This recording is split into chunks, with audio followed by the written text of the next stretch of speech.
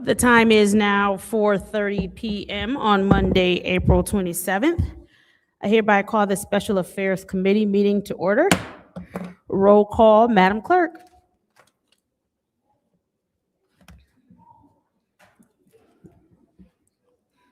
Mr. Alamin is not in. Dr. Lewis is not in. Ms. Johnson is not in. Ms. Priestley? Present. Ms. Winfrey Carter is not in. Ms. Burns is not in. Ms. Mashat? Present. Mr. Pfeiffer is not in. Mr. Jarrett? You have 3 members present. We have 3 members present.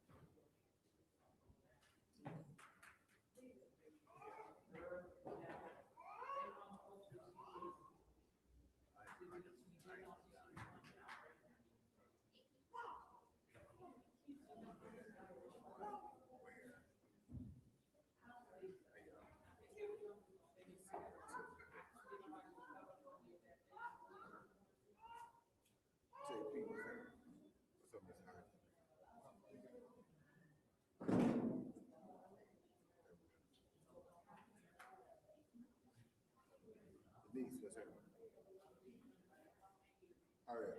Yo. Say what's up to everybody. What's up? Hello, New York. I'm Mario from Flint, Michigan, and as you can see, the Flint Council is trying to figure out a way to keep the people, we the people, from coming in here having a public review on what they got to say about the mayor tonight. Because he's supposed to impeach him tonight, to be here, and you see, they trying to figure out the way to. You see Tarzan coming in late. He don't give me. That's the white guy up there, the Irish guy. And the black man just sit over there like okie dokie, go along with the flow. But stay tuned, America. You gonna see how we the people get our money tonight. I approve this message.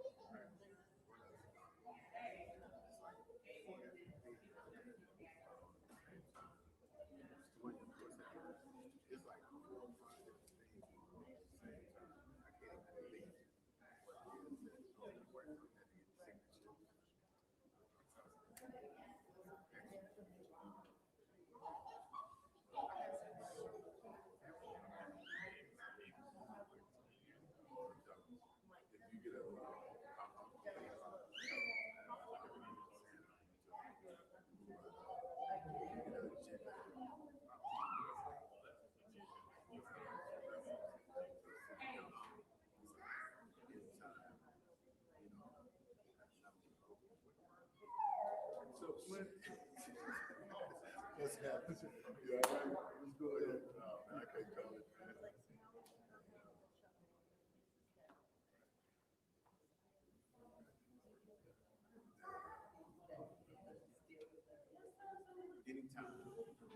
Hey, come on, come on, come on.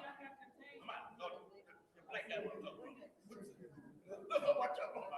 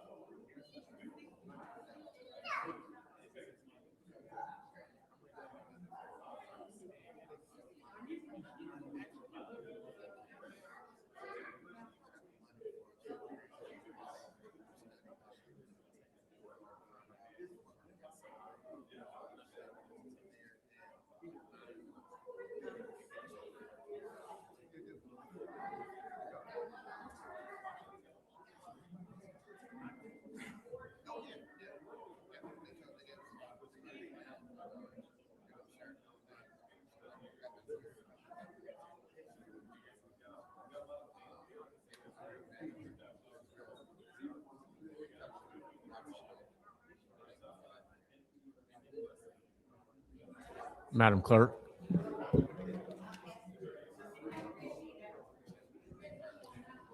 Madam Clerk, Mr. Chair, if we can have roll call to bring the meeting to order.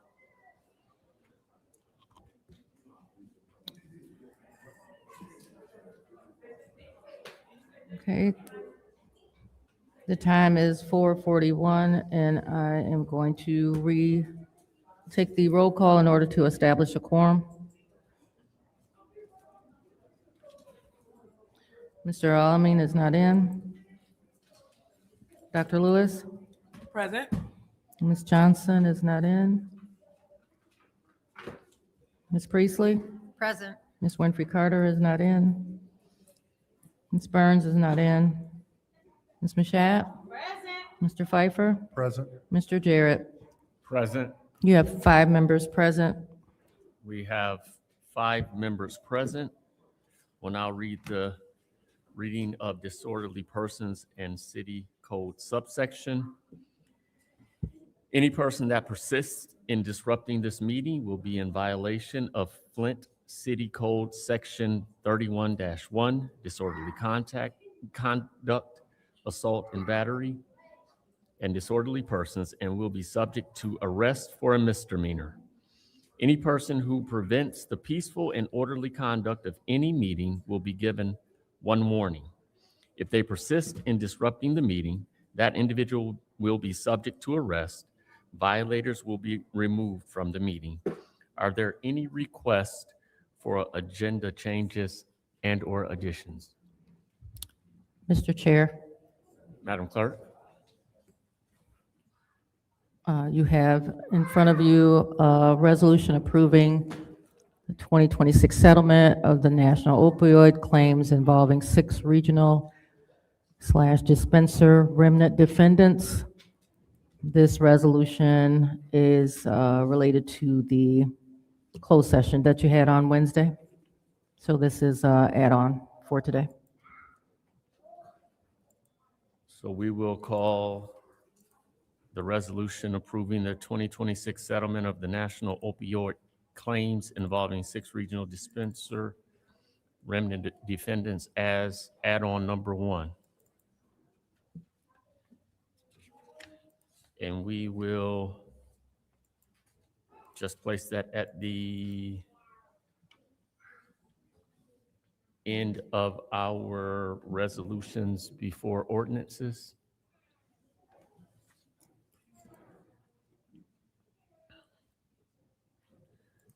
Any other requests?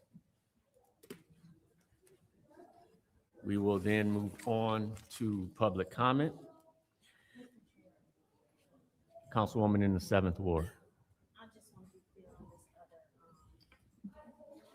Resolution that we have in front of us for MDOT. What are we doing with this? So that is for a resolution that is on your council agenda, and when you get to that agenda, we need to separate that one so that you can amend it to this version. Thank you.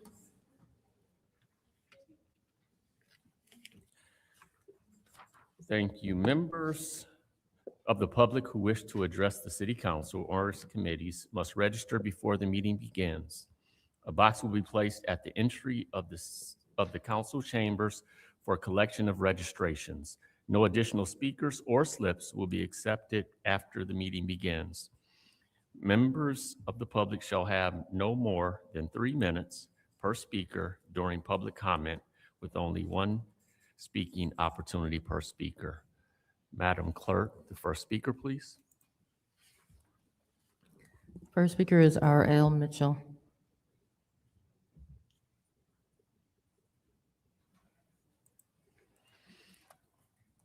Good evening, Council. I'm R.L. Mitchell. I live at 759 East Linden Avenue, over there by Graceland Cemetery. And for the record, for the peoples in New York, we use the new code language on this council today. Like one, for instance, the one called the special master. And like in the old days, 1800s, when they built the White House, they used slaves. But when one of them get hurt, fall down, and they call the special master, but the special master don't need no record of the slave what got hurt.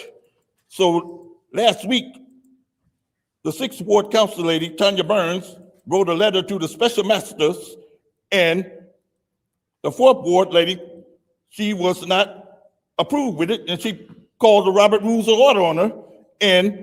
But the 5th Ward lady who started all them laws, she told us people's Republic ought to write one too, to inform the stuff, like what's going on in Flint. And then another thing, she pushed Madam Burns so far, she impeded the mayor to come up here tonight. And you see what's going on now. They up there trying to figure out a way to break up a form. Tarzan coming in late, barely made it, the form. And we people, and they get this new law about this opioid, all that money, and they making more money than the administration of Flint. But they got these houses, they ain't putting nobody in it. In the meanwhile, people's getting killed, but trying to keep warm, but they them got burned up to a crisp, and they still can't find their bodies.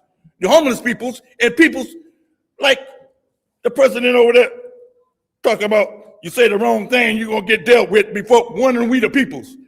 So we gonna 2027 gonna get income tax. You think you living off our land, the land bank be taking our property, all, and if they can't take it, they burn up the houses in over on Prospect.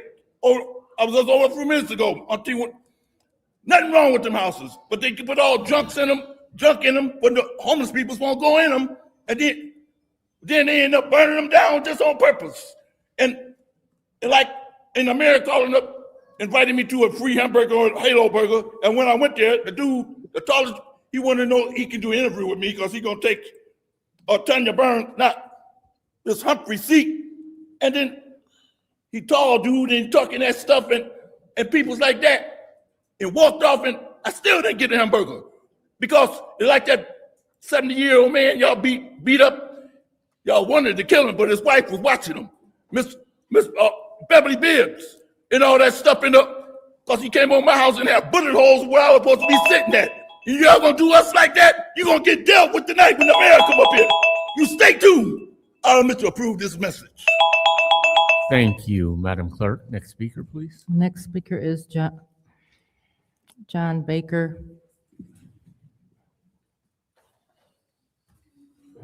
Good evening. Came today to ask for help. I'm sure you're familiar with what I've been trying to do as far as with the grocery stores and improving the quality of the food in those stores. Today, I met with Innovative Solutions of Flint and talked to some members from the CRIM Foundation. Could you speak into the mic? Trying to get some funding and some support with a meeting that I have with the mayor about trying to get someone actually to go to these stores. So, and I was asking if you all could attend the meeting on Wednesday. It's at 1:00 at the mayor's office to try to give some kind of input or for a solution to this problem. Also, I'm currently cooking at the House of Hope, the Catholic Charities, and they have the same problem that the grocery stores do. The grocery stores send them. Yesterday, we had 10 cases of chicken. 8 of them were spoiled and rotten. All the canned goods, half of them are 2 years old. I have contacts for the director and everything there, but I was like, I'm pretty sure I'm not sure, but I was thinking that maybe these stores get some kind of kickback or something from taxes or something when they donate this food. I'm not sure of this, but I was saying if that is, the case, then why are they giving 10 cases of meat and 8 of them was rotten? So that's all I was doing. Asking for some help. I appreciate your time. Have a good day. Thank you, Madam Clerk. Next public speaker. The next speaker is Madison Quick.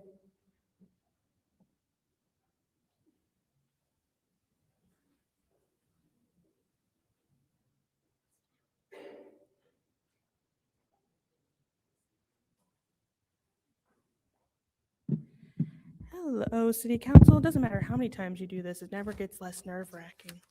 All right. So my name is Madison Quick, and I'm a resident of the 9th Ward right over there off Circle Drive. I want to thank this council for taking so many steps over the last several years to reform zoning laws in our city. It truly has had a big impact. Unfortunately, this work is never fully done, as there are always changes needed to make it even easier to build quality, affordable homes in Flint. That's why tonight I'm asking this council to take up the housing readiness zoning reforms. These reforms tackle simple things like setbacks, lot size minimums, and more than make it harder to build homes, especially in green neighborhoods. If we want to provide meaningful opportunities for home ownership in Flint, we need to make it easier for folks to build homes of their own. These reforms move us closer in the direction, and I ask that it be advanced at tonight's legislative committee. Thank you for your time and your leadership, and have a wonderful evening. Thank you, Madam Clerk. Next public speaker. The next speaker is Allison Montgomery Littlejohn.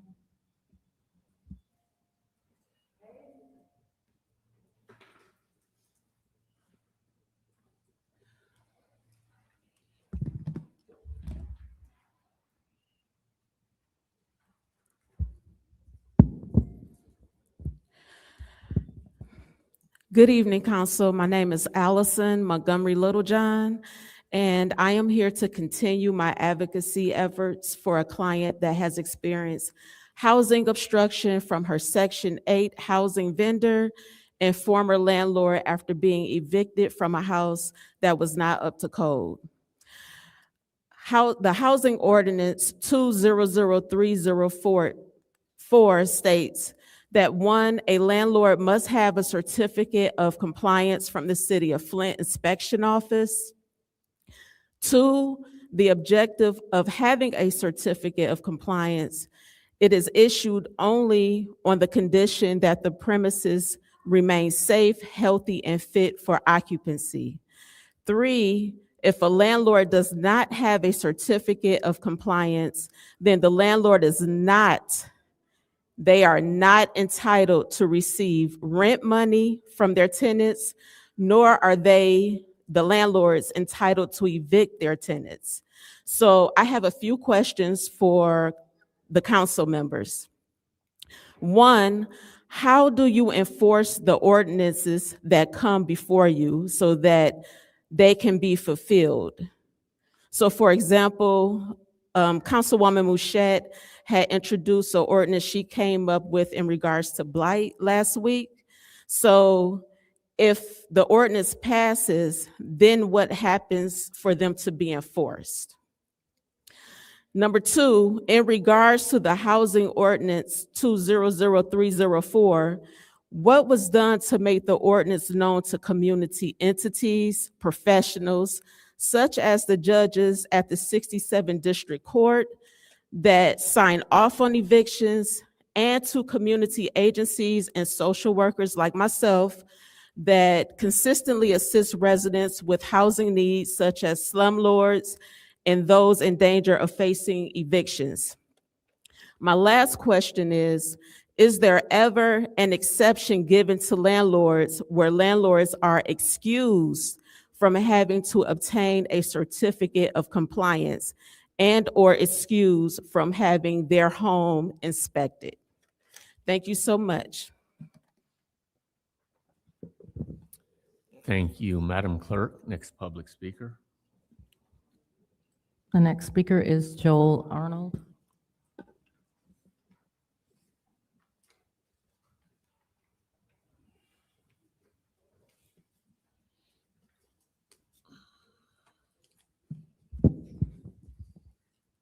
Good evening, City Council. My name is Joel Arnold, and I live at 518 Mason Street. I'm here tonight to speak in strong favor of the passage of the housing readiness zoning reforms. I've spoken several times before this body about the importance of continuing to improve our land use laws, and the reforms before this body tonight would continue to do just that.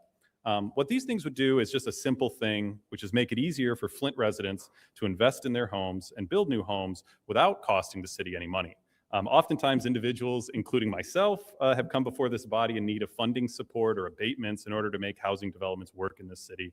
And while these are important for a city with limited resources, it's also essential that we do the things that cost nothing to remove barriers to new housing in our city. So what I think is really exciting about the reforms here today is that they allow us to build our city largely in the way it was originally built. Smaller lot sizes, duplexes, flexible parking requirements. This is how Flint was built in the first half of the 20th century. And that's why today in nearly every neighborhood in the city, you can find the kind of homes that this ordinance would make it easier to build. It would also address a major concern I know we've all heard for years, which is how to make it easier to build in Flint's green neighborhoods. Specifically, lowering minimum lot sizes would make a big impact there. But I'd like to comment in specific on why reforms to things like duplexes and parking are so important. To begin, when I first moved home to Flint, I lived in a duplex on Crapo Street. And it basically was sandwiched between two single-family homes. It looked basically identical to the two homes next to me. The only way you'd ever know is if you came in my breezeway and you saw two doors. That kind of housing, which used to be in the first half of the 20th century a lot easier to build in Flint, we made harder in the 50s and 60s, and part of the things that's driven up housing prices. And while the 2022 reforms made progress on this, tonight's reforms simplify the permitting process for a use that gently fits into single-family neighborhoods. On my own block today, the house immediately across the street from my single-family home is a duplex, and it's filled with wonderful neighbors, and I think that's really, really important. The parking reforms here also allow us to use streets that are already legally paved wide enough for street parking to allow a car to park on them. And what this can do is actually reduce the cost of a house by about $10,000, which is no small amount of money when we talk about what our residents can afford. We're fortunate in Flint to have a lot of room to grow, and these kinds of reform make housing more affordable while also making our city a more walkable and welcoming place. In short, I think the last thing we should be doing as a city is implementing non-health and safety ordinances and rules that make homeownership harder to achieve and housing more expensive. These reforms will make it easier for Flint residents to invest in their neighborhoods, especially for things like duplexes. It basically simplifies a permitting process, but they're still allowed in the same places they're allowed today, just this with easier permitting. And I strongly encourage this council to advance these common sense reforms, and thank you so much for your time tonight. Thank you, Madam Clerk. Next public speaker. Next speaker is Ezekiel Harris.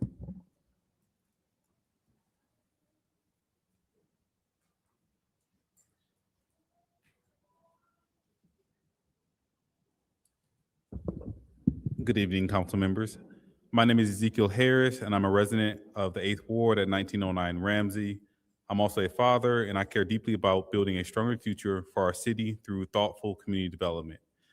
I'm here in support of the proposed zoning reforms titled Housing Readiness. These changes were already passed by the Planning Commission, whose role is to build consensus solutions that improve quality of life for Flint residents. And they did so without a single no vote. That speaks to the care and collaboration behind this effort. These reforms strike an important balance. They protect neighborhood character while allowing for more affordable housing options. They also reduce unnecessary regulatory barriers that making it easier to build homes across Flint, especially in our most disinvested communities. We need practical solutions to address our housing challenges, and this is a step in the right direction. Tonight, I'm asking the council to vote to advance these reforms. This is an opportunity to support smart growth, expand access to housing, and continue the work of strengthening our communities. Thank you for your time and consideration. Thank you, Madam Clerk. Next public speaker. Next speaker is Arthur Woodson.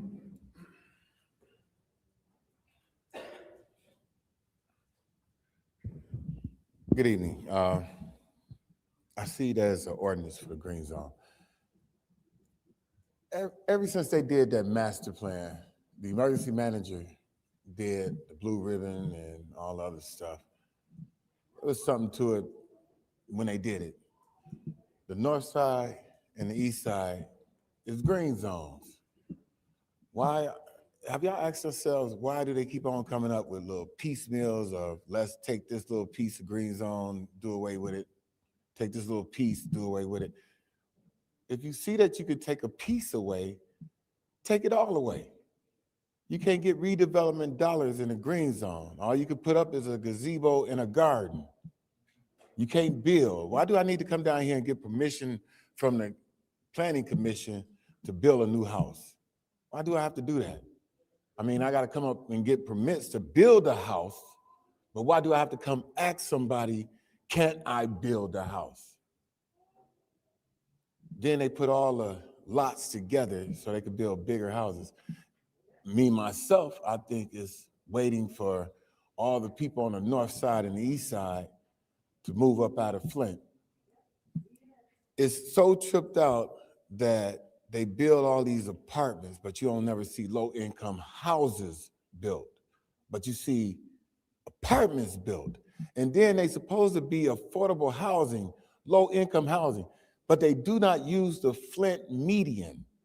They use Genesee County median.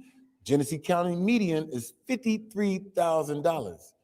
Flint is $26,000. Now you do the math.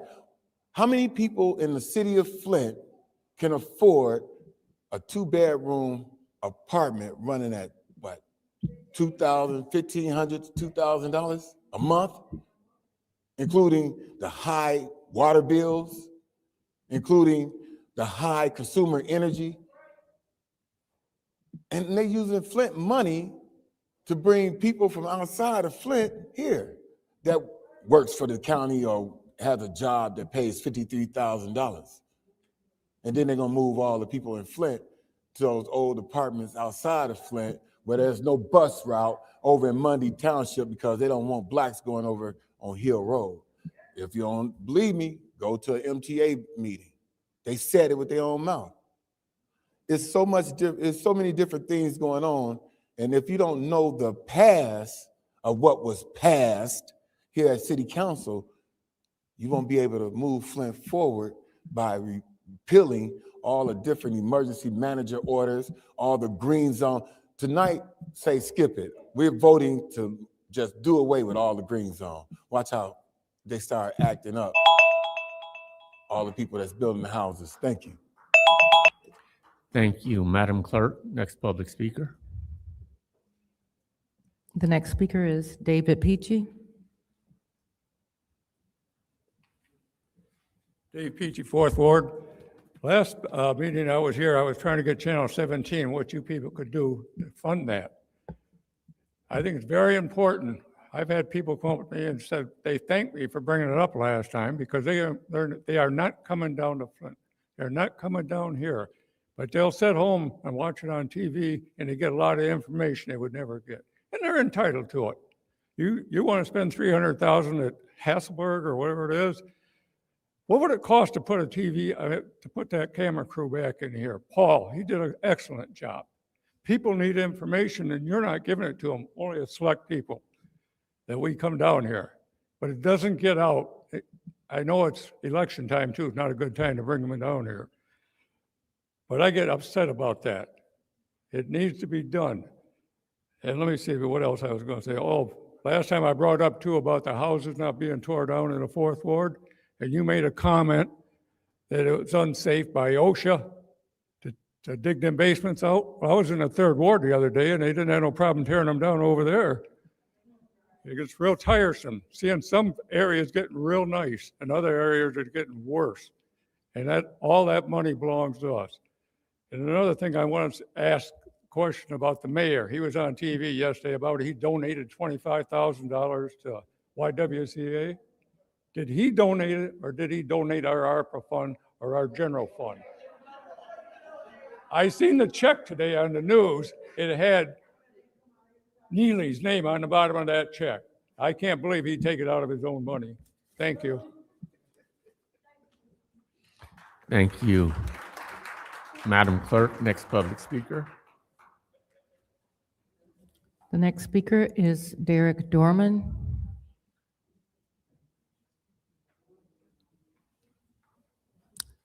Derek Dorman.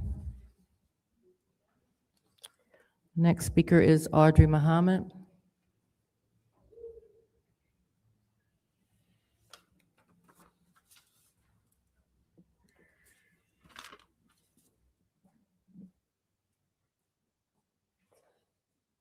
All right.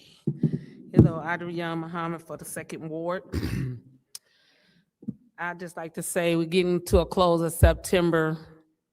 I mean, not September, to April. closing of a great month where autism awareness and occupational therapy, which I am an occupational therapist, awareness month. And just a shout out to anyone out there who's taking care of anyone who has autism. It's a trial. Working for the schools is a trial. So my heart goes out to any parents, any family members who work with anyone with autism. That's something that the city should be considering to help to recognize people who are doing that. It's a fight every day for the family members.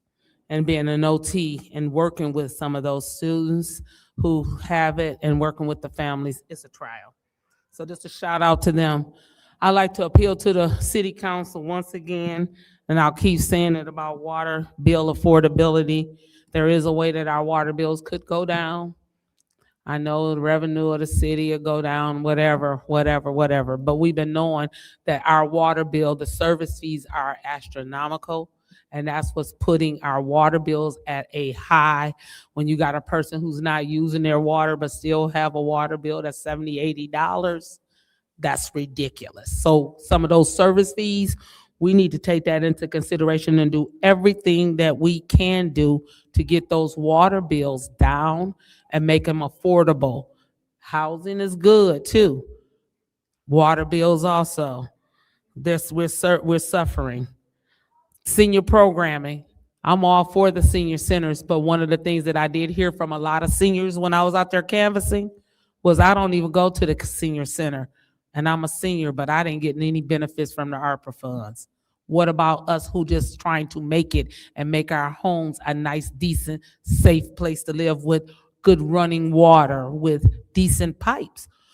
Roofs coming, apart. They needed that too. That ARPA funds was supposed to be helping to take care of the seniors, but what percentage of our citizens actually go to the senior center? What percentage? It's not enough that the ones that's at home did not get taken care of. And then when we talk about, in these last 30 seconds, police brutality, what is our relationship? Because we don't have a city lockup that we take our citizens over to the county.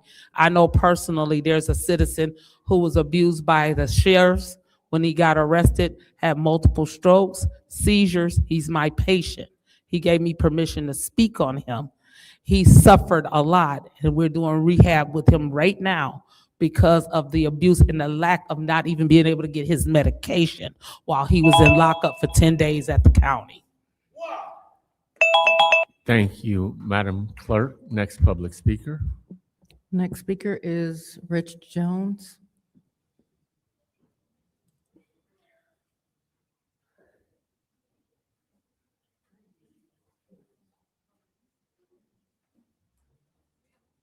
How y'all doing today? I really could wait till the day after last Wednesday when I came up here and I said that a house had got shot up 3 times out of 6 days. Wednesday will make day 14 of the first shooting, which means that's 14 days that the person that did that shooting, that something should have been done after the first shooting. And it's not only sad that there was no whose ward is this? Silence from you guys, but out there in where what I say this room is considered entertainment, the people that we are entertaining had little smart things to say on that 81403. And then that little Patrick moderator, the one that do transactions through Cash App for, certain pictures and things like that.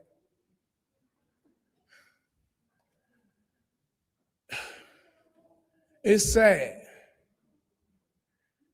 because it's a possibility that that person can be on these streets until somebody get hurt. It's sad. But you guys, and I know you care, it's just that you don't like the messenger. And that's sad because I be helping people. And I have them call some of y'all, and I had to tell them, don't tell them Rich Jones sent you. Because if you tell them Rich Jones sent you, they won't help you. That's sad. And I ain't gonna say no names, but some of y'all have a history of not answering y'all phones and not returning phone calls. I can pull names as you want to say if you want receipts. It was a certain pastor that wanted one of y'all on his Saturday podcast because of something you had said. Thank you. Thank you, Madam Clerk. Next public speaker. The next speaker is Mari Copany.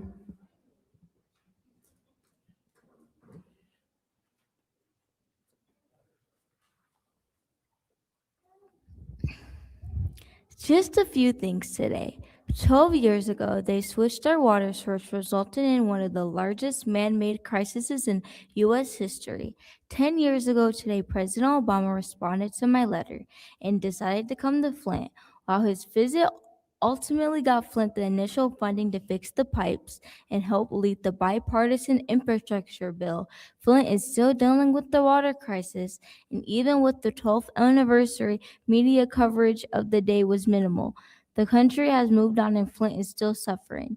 Next, I see a discussion on the agenda relating to the fire on M.L. King that resulted in the deaths of 3 unhoused people. We need to address the homelessness so many in our community are dealing with. Shelters are always at capacity, leaving many people with nowhere to go but to sleep in bus stops, in abandoned buildings, and on the lawn of the Center for Hope. We have been out in the community helping provide meals, pass out backpacks and shoes to those in need. And it's not just adults that are hungry and lacking basic necessities. We are seeing over a dozen kids from the neighborhood that need food and other resources as well. Last week during council response, Dr. Lewis seemed to have some questions for me. First, my name is Mari. I don't know why it seems so hard to just call me Mari.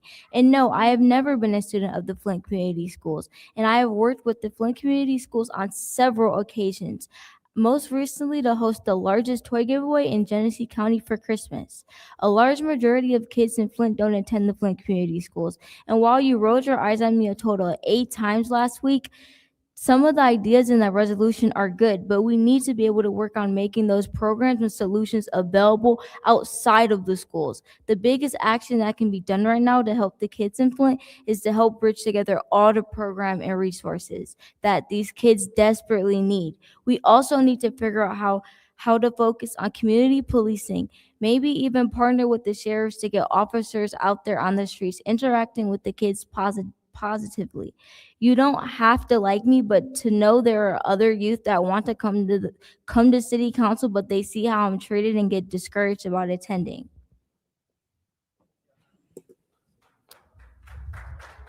Thank you, Madam Clerk. Next public speaker. The next speaker is Kristen Pollard.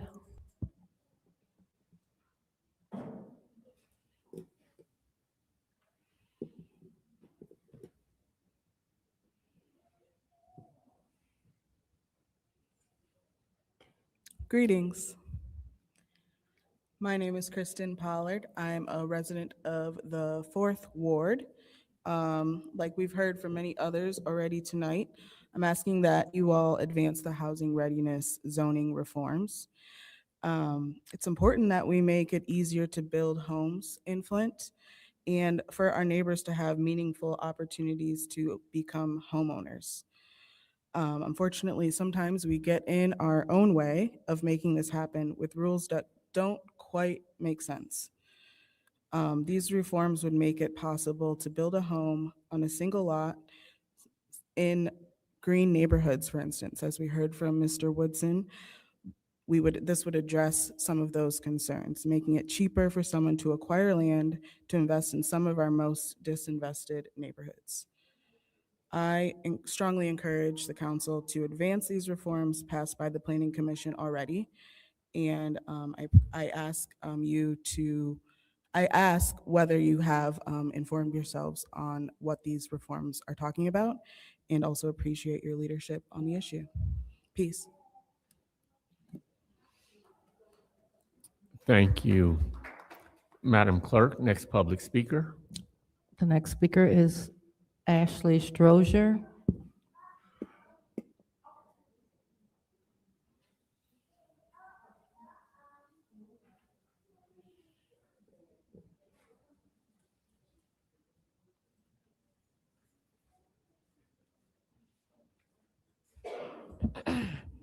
Good evening, City Council. My name is Ashley Strozier, and my husband and I live in the 2nd Ward with our 4 children. 2 are present with me this evening. As homeowners raising a family in Flint, and I want to be sure that other Flint residents have the same opportunity. Unfortunately, it can be challenging and expensive, something we all know all too well. While many of the solutions to our housing crisis are extremely expensive, there are some reforms that we can tackle at a cost of $0. The housing readiness zoning reforms are one such reform effort. By making some simple changes to our zoning laws to unlock more single-family housing and duplexes in our city. These changes will make it easier for Flint residents to invest in their own neighborhoods, build their own homes in a much more affordable way. I strongly encourage that the council advance this agenda item at tonight's legislative committee meeting and pass these reforms. 5 years ago, while in the NICU in Ann Arbor, with my 25-week-old premature baby, I called all the way in asking for your support for housing. And 5 years later, the need is greater. Once again, please consider lending your support. Thank you for your leadership and the work you do for our city. Thank you, Madam Clerk. Next public speaker. The next speaker is April Stone.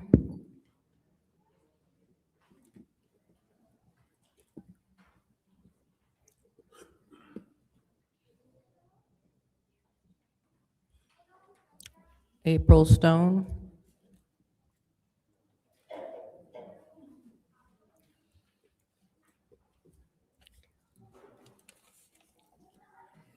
The final speaker for this meeting is Tanya Jones.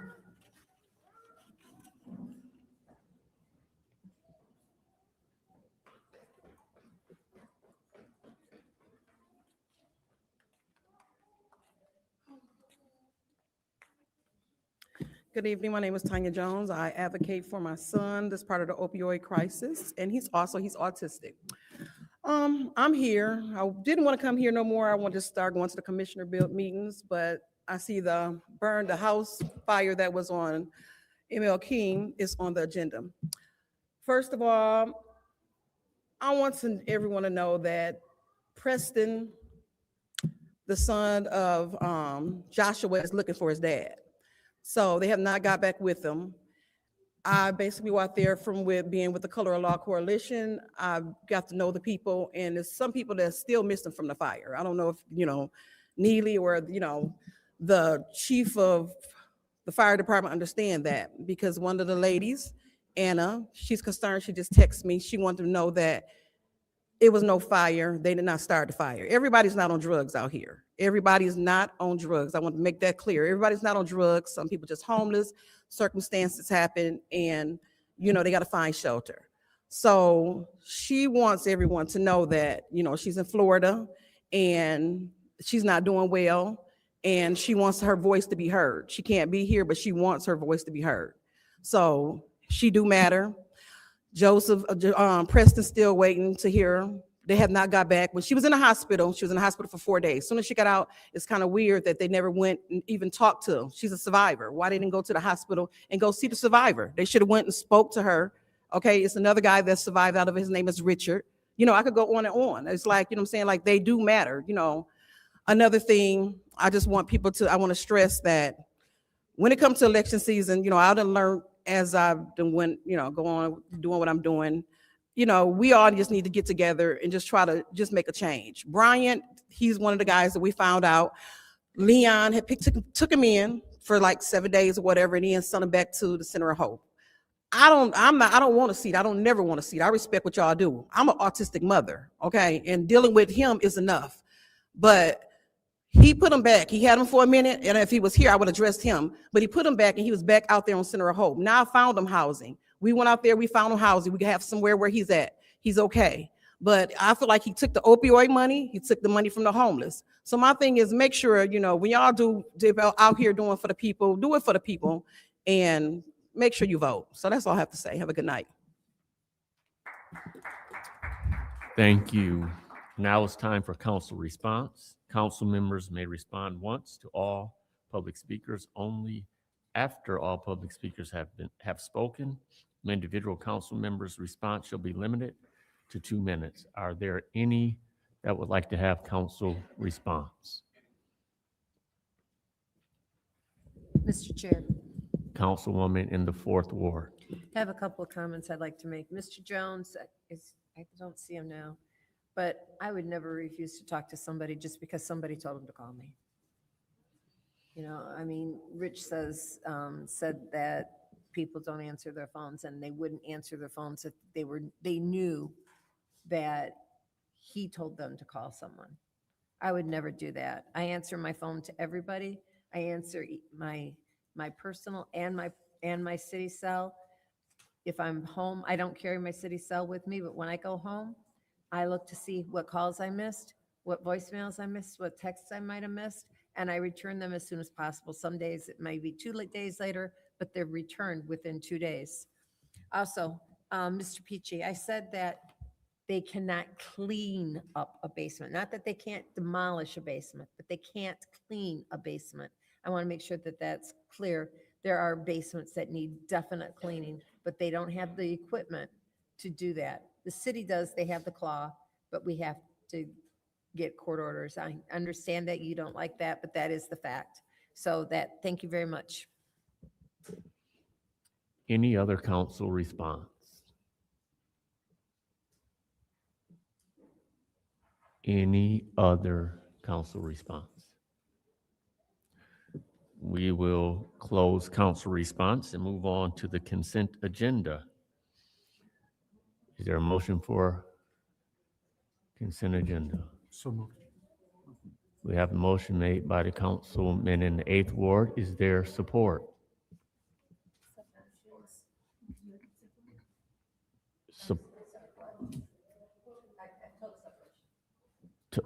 Total separation. Okay, we will have total separation. We will begin with Resolution 260073, Budget Amendment 2025-26 Annual Action Plan, U.S. Department of Housing and Urban Development, Community Development Block Grant. Yes, Councilman. There's a motion to send the resolution to council. Is there support? Supported by the councilwoman in the 7th Ward. Is there any discussion? Yes, councilwoman in the 1st Ward, in the 4th Ward, excuse me. I thought my mic was on. So, you know, we're not talking about a huge amount of money to be switched around to the various entities that are on this list. It's money that was approved by council. I understand if you didn't like the way it was approved, but do we want to send that little extra money back to the federal government? Do you have any alternatives that you want to send it to? No, you have no plan. You just don't want to have somebody on this list to have the money. So I'm going to go ahead and vote for this. I'm going to continue to vote for it. And I think it's important that we expend the money that has been finalized so that we know who would get what. Thank you. Thank you. Any other discussion in the first round? Mr. Chair. Councilwoman in the Fifth Ward. Well, I will not be supporting this resolution. I didn't vote for the initial resolution, and I will not be voting for this resolution. So, I mean, that's that. There's a couple of organizations on the resolution that I feel is questionable, and I'm not going to support it. I didn't support it the first time, and I'm not going to support this. Thank you. Thank you. Any other discussion in the first round? Any other discussion in the first round? We will now go to the second round. Any discussion in the second round? Seeing no movement, Madam Clerk, roll call vote on sending 260073 to council. Mr. Alamin is not in.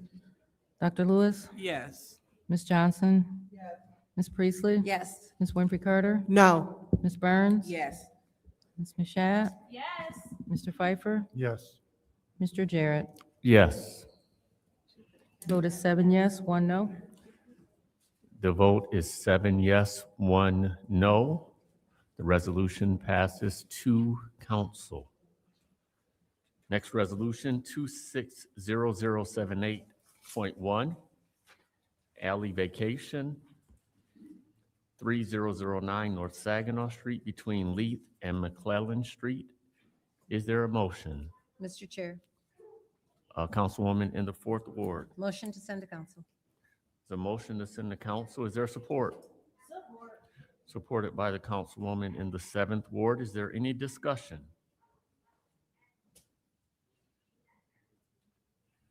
Is there any discussion in the first round?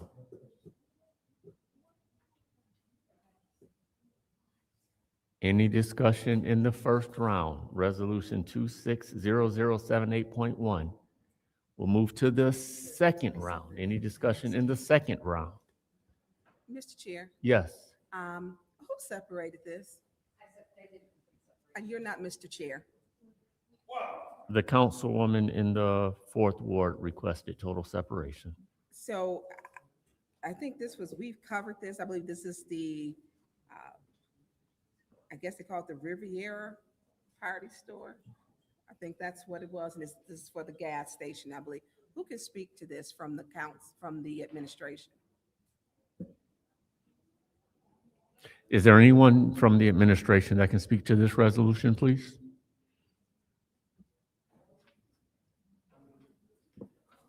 Mr. Menifee, I'll start talking. So this is going to be for the gas station, right? Corner of Leith and Saginaw Street. Is there an alley behind there? Okay. And so this will be a gas station also? Huh? Yes. Okay. Is it the same owner as the one down the street or a new owner? No, this is a new owner. This is Riviera, the old Riviera store. Everybody know the Riviera. Yeah, yeah. So it's just the alley behind it. Is that the owner right there? Yes. Okay. Well, to you, Mr. Chair, two new owners. Yes. Hi, how are you? Hello, I'm with the engineering firm. Oh, you want to have you can step up to the podium. So we're seeing a lot of party stores with gas stations. That's very interesting. So do you have the traffic for this? Or are you planning out to have it? Because I think there's a gas station already right there.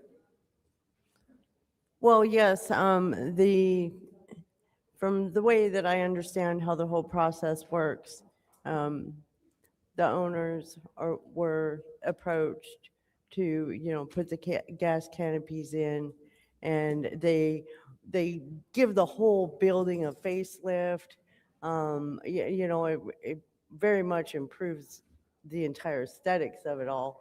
And then by them owning all of the properties surrounding the alley, So there's no conflict. There's, nobody wondering So which they own the portion. surrounding property, so they were approached to convert their, No, what it is as we were doing the design of it Mhm. all, we decided, hey, let's do away with the alley. Let's give them a bigger front area, more open space. okay, I'm good on the alley part. So I'm at the part, so they were approached to add a fueling station or full service station. The owner could probably speak better about how all that happened. I'm doing the design part of it. Okay, and I needed him up here and you kind of sent him away. Okay. But, and I got 14 seconds. So you were approached to do this. And are you excited about this? Yes, Okay, and so what fuel station? You gonna be an Amoco too? it's gonna be, no, we don't know the name of it yet. Okay, that's my time, but thank you. Thank you. Any other discussion in the second round? Any other discussion in the second round? Seeing no movement, Madam Clerk, roll call vote. Resolution 260078.1 to be moved to council. Dr. Lewis? Yes. Ms. Johnson? Yes. Ms. Priestley? Yes. Ms. Winfrey Carter? Yes. Ms. Burns? Yes. Ms. Mashat? Yes. Mr. Pfeiffer? Yes. Mr. Jarrett? Yes. Mr. Alamin is not in. Vote is 8 yes, 0 no. The vote is 8 yes, 0 no. That resolution moves to council. Next resolution is the add-on resolution. Resolution approving the 2026 settlement of the national opioid claims involving 6 regional dispensers, remnant defendants.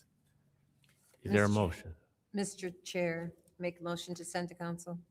Motion to send to council by the councilwoman in the 4th ward. Is there support? Support. Supported by the councilwoman in the 7th ward. Is there any discussion? Mr. Chair. Councilman in the 8th ward. So I won't be supporting this evening until we can get actual dollar values on the resolution and be fully transparent on the money that the community is receiving. To me, this as a walk-on is less than transparent, and then this not having actual dollar values on it that the city can anticipate being dispersed to the community, I think that's a big red flag. So I will not be supporting it. If we want to do a change to add the dollar values, but this is a recommendation to approve the settlement. So the settlement has been finalized, so those dollar values should be available. So not sure why they're not on here, but I will not be supporting it without the dollar values. I yield. Thank you. Any other discussion in the first round? Mr. Chair, Councilwoman in the 6th ward. thank you. Through you to Attorney Gurley, how are you today? Good evening. Good evening. Is it a possibility to put the dollar value, or why is it omitted? From the previous resolutions that you had approving opioid settlements, those amounts were not included, and that is because there is a number of municipalities that can sign on to the settlement agreement. And so what we know is what the percentage is that the city of Flint will receive, but the actual dollar amount is not definite. So we don't have a dollar amount because it's a percentage at this point. Right, so this one is a lump sum payment of approximately, I guess, less than $100,000. But then there are fees and other assessments that come out of it. And then that could be further reduced by the amount of other municipalities who may sign on after you approve your resolution. So it becomes difficult to tell you exactly what the amount is. And if we put the amount in there, it could fluctuate. Okay. Mr. Chair, for you to Mr. Moore. Mr. Moore, if you could, how much is in our opioid account? How much do we have? Because it has been a ridiculously amount of time with not getting answers. The check registry, still asking for that. Don't have that. We learned 25,000. We just do it because of the ordinance. Now, we don't, the administration does. How are you tonight? Good. How much is in our opioid, have we received, how much have we received in opioid settlement fund? We currently have approximately $5 million in the fund. I'd have to, Approximately 5 million? yes. It's a little bit over that. I don't know the exact That's amount. what's left, right? That's what's left. How much have we received? I don't know if I haven't calculated that. I would guess it'd be in the neighborhood of 6 million, maybe $7 million, but I'd have to check. I don't know. Okay, maybe 6 or maybe 7. Right. And what I would like to do is do a referral so that we're here in the council chambers.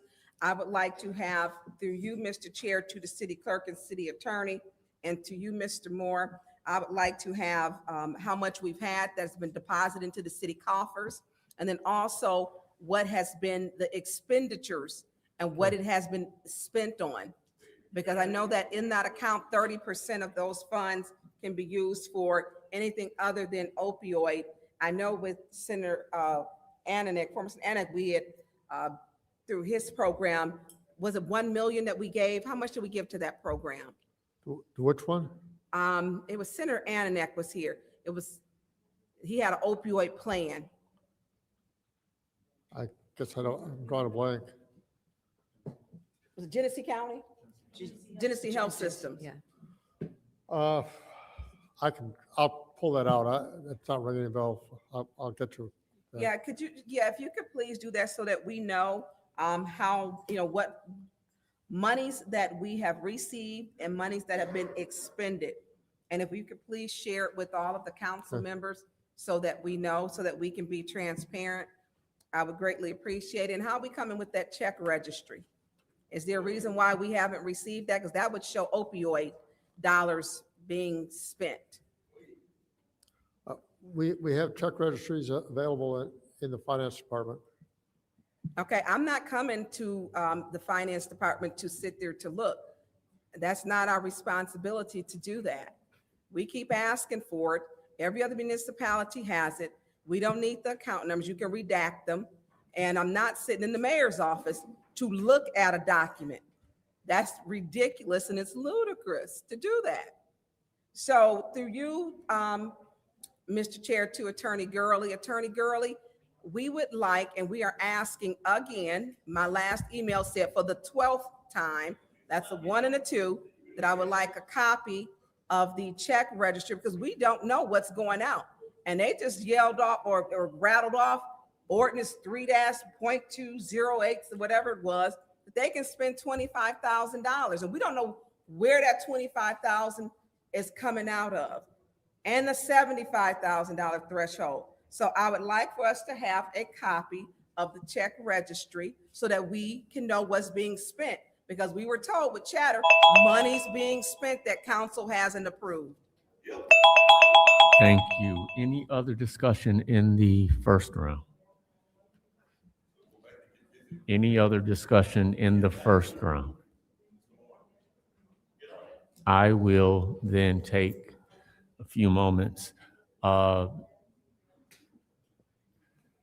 Madam Attorney, Yes, sir. how can we document the range or the percentage or the anticipated value of this settlement in a resolution formally? Because I agree, I don't know exactly how it would work for us to approve something and then not have it on the public record once it actually comes in, what we approved or what settlement is anticipated. Well, you can certainly add that language to the resolution to ask that that amount be relayed to the public. But what I can tell you is what the percentage is that the city of Flint will receive. And that's the percentage of a total award, or how does that percentage work? So there is a total estimated amount of this settlement. And then there is a percentage that the city will receive. You know, that will be reduced by how many other municipalities sign on. So, I mean, that's the most that I can do at this juncture because I don't have an exact figure, even in a close enough approximate that I would be comfortable with delivering here. Is there, What I'm saying is an opioid settlement. do we know either when the settlement is taking place and or what our deadline is for signing on? The deadline is May. I have to get the exact date for you, but it was rapidly approaching. The total amount of the settlement that we know of for across the country would be $97,625,000. But then the city of Flint share, and this is a long number, so it's like six digits here. So it's 0.0999361510% of that total amount. What is your request? So if we have the calculation, how can that amount be variable? Because we don't know how many municipalities will sign on to that settlement. So it's just like, But isn't that calculation fixed based on the dollar value and the percentage? So even if more people sign on, you're saying that our percentage is going to go lower? I'm saying the amount would go lower. So if you right now have 50 municipalities, for example, and you know what the total amount of the settlement is, 97 million, for example, and we know our percentage, and right now there's 50, as an example, not that that's the amount, but if after we sign and then 40 other municipalities sign on, then the amount that the city is going to receive will be reduced because more municipalities are now getting a part of that pot. Our percentage of that amount, the total 97 million, is all I know. And I think I'm sort of tracking with Councilman in the 8th Ward. So this percentage, the 0.099, what have you, is that our floor or is that our ceiling? I believe that's the ceiling. That's our ceiling.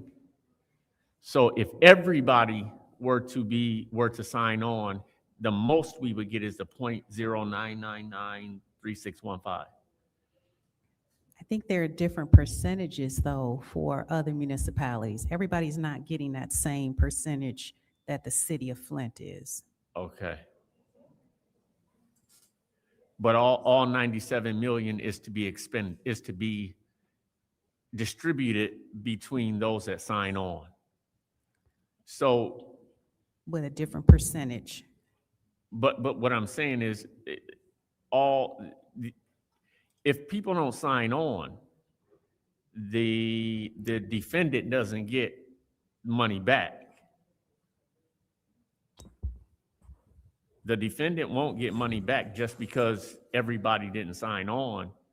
That 97 million, I would assume, would be distributed between those that did sign on. Yes, it would be distributed among those who signed on. Okay.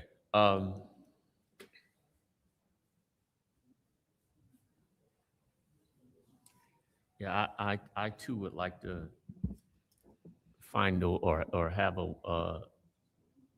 some kind of documentation that is going to state or ensure that there be public disclosure of the award once it is distributed and dispersed to us.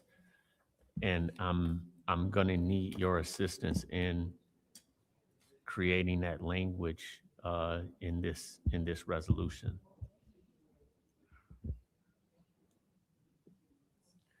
Okay, thank you. Any discussion in the second round? I'm gonna fix it. Mr. Chair, Councilwoman in the 7th Ward. thank you. Through you to the city attorney, is there any way in the second paragraph that we can add, if I'm understanding, first I want to make sure I'm understanding my colleagues correctly, because I am understanding the city attorney to say whether the settlement ends up being 97 million or 27 million, that has to be split no matter what. Flint gets that 0.000 whatever percentage, no matter what. We're just going to get that percentage off of whatever the final dollar is. And what you all want is for the final dollar, whatever it ends up being that we get, you all want that publicly disclosed once we get it, right? That amount publicly disclosed, correct? If I'm understanding you all correctly. And so if we can, in the second paragraph, city administration and law department recommend approving the settlement of the proposed national opioid settlement involving the remnants defendants, somewhere in that second paragraph, even after that, that we just put with public disclosure of the percentage that the city receives after the settlement is finalized. Can we put it in the second paragraph right there? Madam Attorney? Yeah, yes, we can put it in there. Let me just construct some language unless you're comfortable with what you have just stated. No problem. Mr. Chair, I would like to move this resolution after the zoning ordinance so that we can just get the wording worked out. That's my motion. Yes, table it till the very end of the meeting. Support. It was motion to move this resolution or table it to the end of the meeting. Councilwoman in the 7th Ward, supported by Councilwoman in the 4th Ward. Madam Clerk, roll call.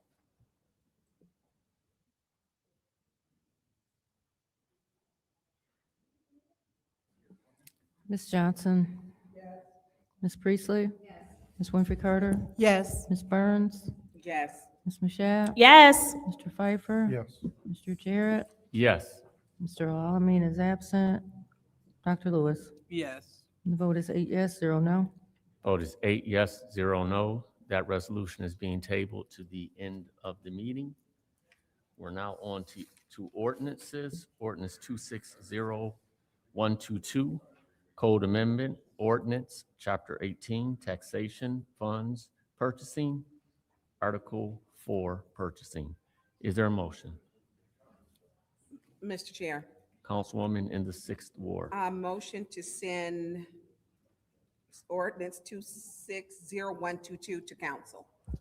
There's been a motion and supported by the councilman in the 8th Ward. Is there discussion? Mr. Chair, Councilwoman in the 6th Ward. we did get into, actually, it was interesting last week, into why we should have this threshold, and to some of the points of my colleagues where there was stated we will be bogged down with resolutions. It's just simply not true. Our municipality was larger, the cap for spending was lower, and then we literally sat here and listened to how they were approving funds and dollars at $25,000 and $74,999 without coming to council for approval. Also, as there was chatter, I guess, going around City Hall, we were told that there have been items spent or funds spent, specifically ARPA, without council approval. And so there has to be a check and a balance on what's going in, what's going out, because we have simply been unable to track what's being spent. We know that this had been on the books for some years, and basically what this is doing is rolling back emergency management. And when we do that, we take control of our own city back, which they hold all of us to be responsible. And so when we look at this, you know, I hear the arguments on both sides, but I'm not in agreement with the part that it's too much work. That's what we signed up for. That's what we were elected for. Because when we ask what was spent, and one example would be, how much have we spent on the Mays Center? We don't know. We've been asking. We ask how much has been spent on the golf courses or received from the golf courses. We don't know. So this gives a check and a balance, which is our job to do. I am supporting this, and I look forward to hearing the debate with my colleagues. I yield the floor. Any other discussion in the first round? Mr. Chair. Councilman in the 8th Ward. I too will be supporting this. I think that this has been long overdue. When you have an administration that isn't fully transparent and doesn't disclose, for instance, my colleague has been asking for check registers or how opioid dollars are spent, or golf course contracts, or just general spending, and we get no answers from the administration. This is a child of that. Somehow we have to rein in, because we are the purse strings of this city. We have to rein in and be transparent with our spending. So I am all for this, and I will be supporting it. I hope that my colleagues also value transparency and will also support this, because it is the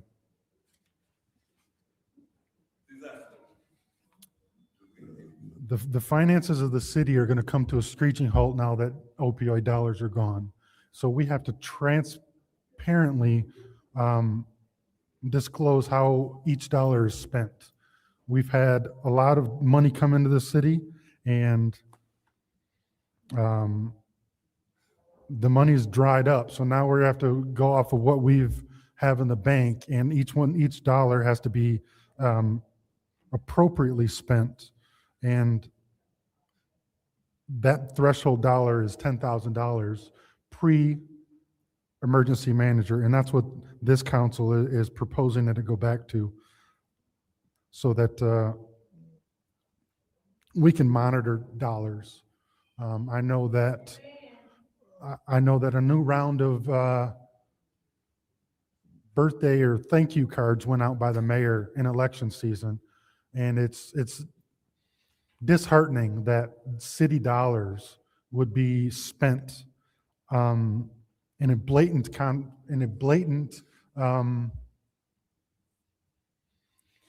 I'm going to say election violation. When you reach out to residents in the city in election season, where that says, call me if you need anything from the mayor, when the mayor hasn't reached out or doesn't do anything for these residents for the other 5 years that they've been there, but election season, and you use city postage and city printing and put it on a nice city letterhead, you have to ask questions.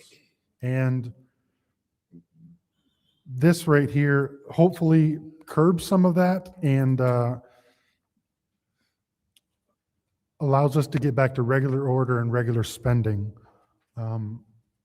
So I will be supporting this, and I hope my colleagues do as well. Thank you. Any other discussion in the first round? Mr. Chair, Councilwoman in the 5th Ward. thank you. I too will be supporting this ordinance, and I hope my colleagues will support it as well. When you have an administration that continues to abuse the $75,000 threshold, this ordinance is needed. We need transparency, accountability, as well as justification. And this is what this ordinance is all about, those three things. So I will be supporting this today. Thank you. Thank you. Any other discussion in the first round? Mr. Chair. Councilwoman in the 7th Ward. Thank you. So one of the things that I think that we all agree on up here is the fact that it is council's responsibility to ensure that the city's finances are in order and things are being spent as they should. I think we also have the same responsibility to make sure that we are not trying to step outside of our scope and be the mayor and that we're remaining the council. I do believe that, nope, not doing that, pause my time. Mr. Chair, nobody else was interrupted.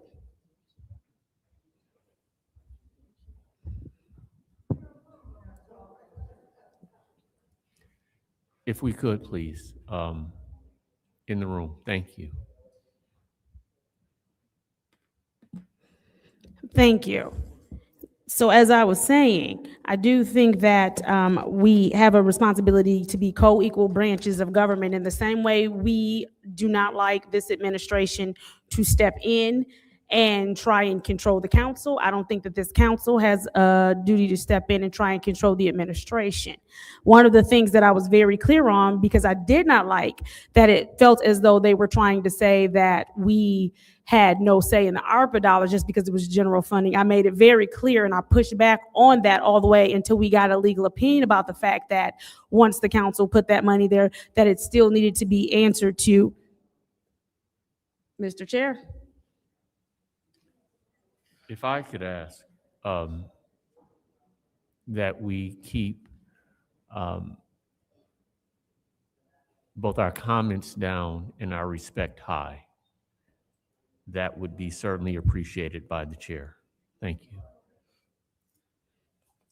Thank you. So, as I was saying, I think that there have been instances where this council has asked for answers repeatedly. So one thing I do understand is the frustration of my colleagues. I think that 10,000 is too low of a threshold. And so because of how low the threshold is, I will not be supporting this. Thank you. Request for information. Go ahead. Yes, sir. Is there a, at what level would you be more comfortable with? That's an excellent question. I will give that a thought as we go through the next round. Thank you for asking, Mr. Chair. Any other discussion in the first round? Mr. Chair. Councilwoman in the fourth ward. So when they say that we have no knowledge, we get our budget reports monthly. They're not as timely as I would like, but we do receive budget reports that we can look at and ask questions of. Never once has anybody on this council asked for information on one of those reports, not since I've been on this council. So I find that this is a little Request for information? disingenuous. Yes, which you don't have to ask. Councilwoman in the fourth ward, what budget reports do we get forwarded to us?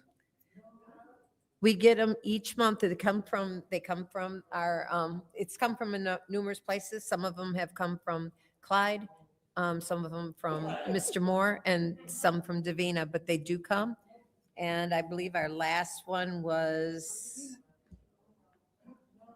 when was the last budget report that we received? I think there's one in my box right now. I know that, but I put it there, I think.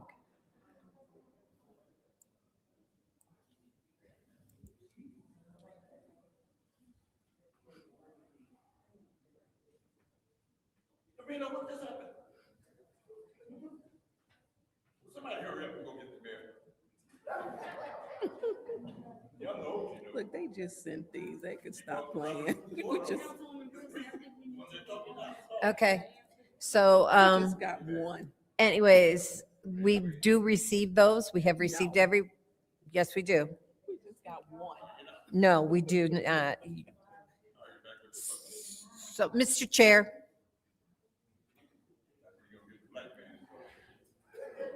Thank you.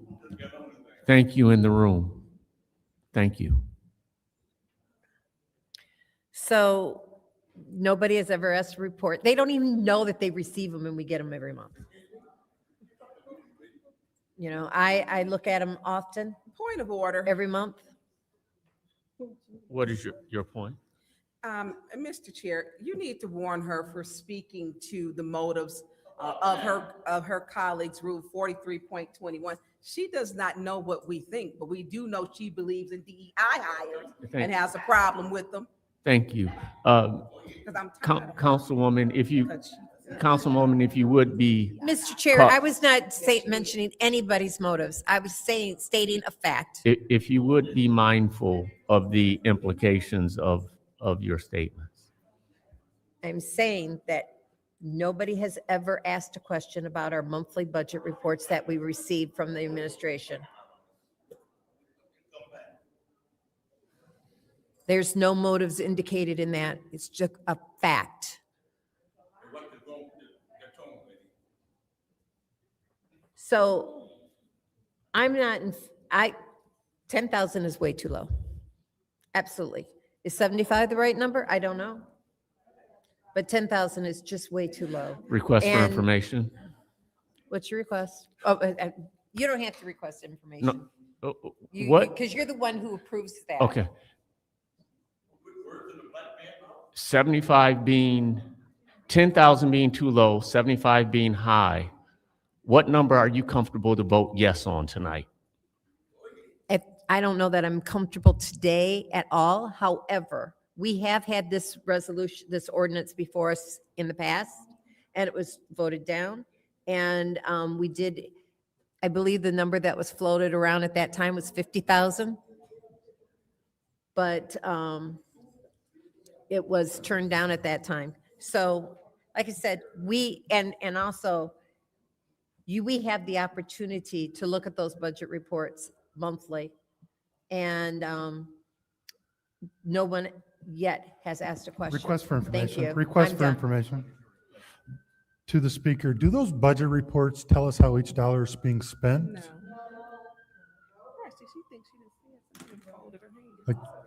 Like there's no magic bullet in these budget reports that tell us what $75,000 was spent on. Is there? It doesn't.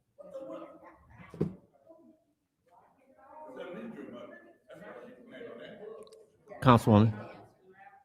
Oh, go ahead. You have the floor. Are you done? Okay. Any other discussion in the first round? Any other discussion in the first round? Seeing no movement, I'll take a few minutes.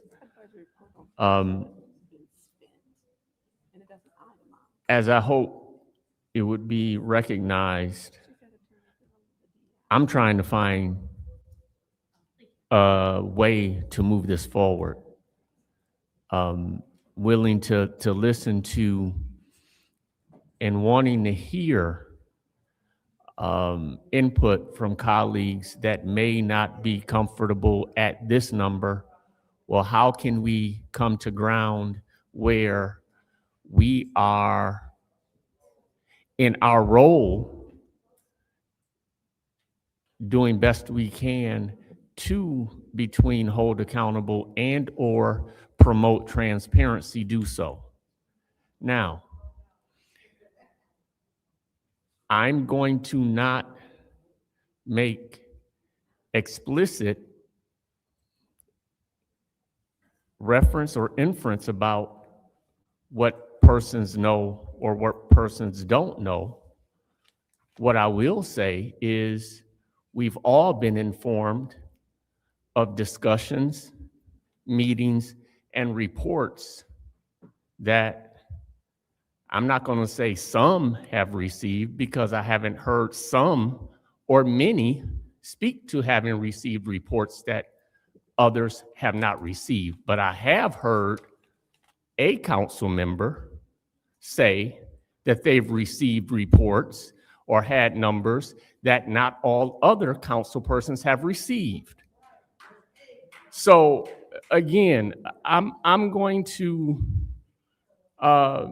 continue to work in the capacity that I know how to work in trying to find a place where we as a body of 9 can settle to ensure that the totality of our task is complete.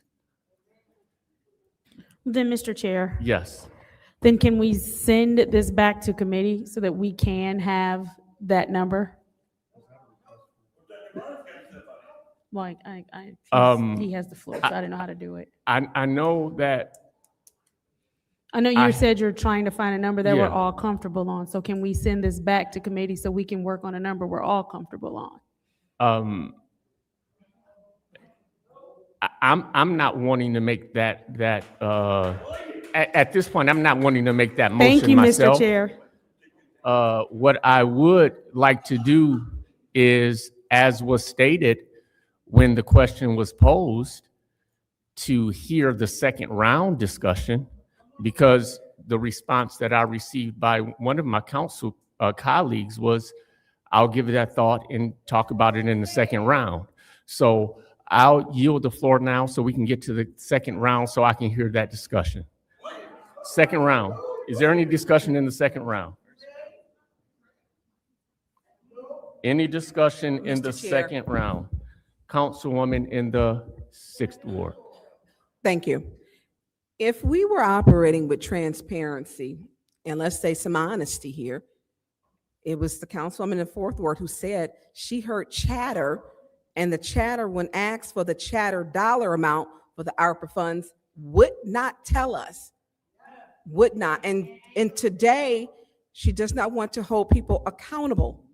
And it's holding ourselves accountable too. Some votes are not popular, but they're the right things to do. And this is a vote for the right thing to do. We don't know where our ARPA funds have been expended. And these reports do not give you a detailed itemization, nor does it give you where the money went to, the name of the organization or the company or the business or the date. It does not give you that, and she knows that. So to mislead this community is just wrong in every form and shape. It's wrong. Because when people say, well, what do you have left in ARPA? Well, we don't know. When we asked basic questions and we literally got a report, we were trying to figure out funds were to accept $54,000 for the Mays Center. How do we plug that $54,000 in? Where is their budget? Where did the monies come from that they've expended on fixing it? We're not saying we're against it, but what's the total cost? Now, Did you know that if you'd attended the budget hearing, you would have found out? so I didn't attend all of them, Judy, because you were rude and did not, ask everyone, but you have an excuse for everything except for answering your phone that you gave to your niece you had said before to answer it. So I'm not going to deal with you today because you have a problem. I am a Black woman and you have a problem with DEI hires. So I'm going to move on. You don't have the point of order. What is your point? That is totally inappropriate. Ooh, no, but it's true. And I don't even know where she It's heard true. that. Councilwoman in the 6th Ward, I will ask of you, as I asked of the councilwoman in the 4th Ward, if we would please. I'll refrain, but it is a Thank you. fact. Thank you. And so when we talk about being held responsible, it is a responsibility because we. Hold on. If I could ask that music be stopped or taken out past the hallway, if possible, please.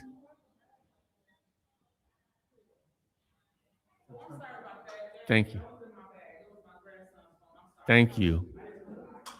Yeah, the babies was here. So here is the most important thing. If we can, we have asked questions and the administration walked away. They took their book and they closed it up and they walked away, no answers. We asked week after week, and you just heard the CFO said, you can come down to the finance office. I'm not sitting down there for hours and hours. I generally breathe through stuff 1, 2, 3, 4, 5 o'clock in the morning because that's when I'm not getting calls. You don't get to be the crypt keeper of the checkbook. That's not what it is.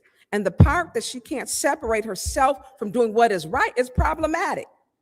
That does not give us the budget reports, what has been spent. And it definitely doesn't give us the chatter because she's keeping all those remarks, the chatter amount. We don't know. What we do know is that money is being spent that city council has not approved. That we do know. That is a fact. And the fact that she's using budget reports just to throw you off, don't fall for that. We're asking for detailed itemization, and we shouldn't have to ask. Once just to ask, and then it'd be given, and that's it. Simple as that. I yield the floor. Thank you. Any other discussion in the second round? Mr. Chair. Councilman in the 8th Ward. So there's been discussion, oh, okay, 10,000 is too low. What's the correct number? And with the lack of transparency and them crypt keeping or, hiding the check register, I don't know what that dollar value is. Maybe 10,000 is too high. When you want to hide information and do it, when you want to have professional service contracts and hire anybody and their brother to do stuff and it doesn't come before council, and you want to hire PR firms, and you want to rent out the Hilton downtown for fireworks parties, and you want to do all of this stuff. There's a lack of transparency, and they're saying that they can't disclose the check register because of the hack that we got into. Well, the check register just says who we wrote checks to. How is that a security issue when it's not? It's not. They're using it to hide dollars, to hide their expenditures that they know are going to be questioned.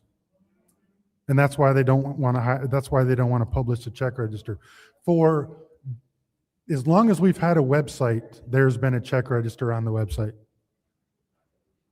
And this administration took it off. And we all have to question, why is that? When it literally just says who they wrote a check to and the dollar value. So I don't know what the correct amount is because we can't look at the check register to verify. So in my opinion, I'll support 10,000, but maybe 10,000 is too high. So because that $10,000, is going to be exploited as well. When I hear colleagues say that they don't want to oversee the administration, guess what? That is our job with the purse strings of the city. That is our job. So you're saying you don't want to do your job? You don't want to hold anybody responsible? So you would agree that every expenditure under $75,000 you were signing on to, because that's what basically you're saying. So I'll yield. I'm done. Thank you. Any other discussion in the second round? Mr. Chair. Councilwoman in the 7th Ward. Thank you. I'm not sure who my colleague was referring to just now because I definitely didn't say that. What I said was we are co-equal branches of government. There are checks and balances. In the same way, we do not want them overreaching into our area. We don't need to overreach into the mayor's area.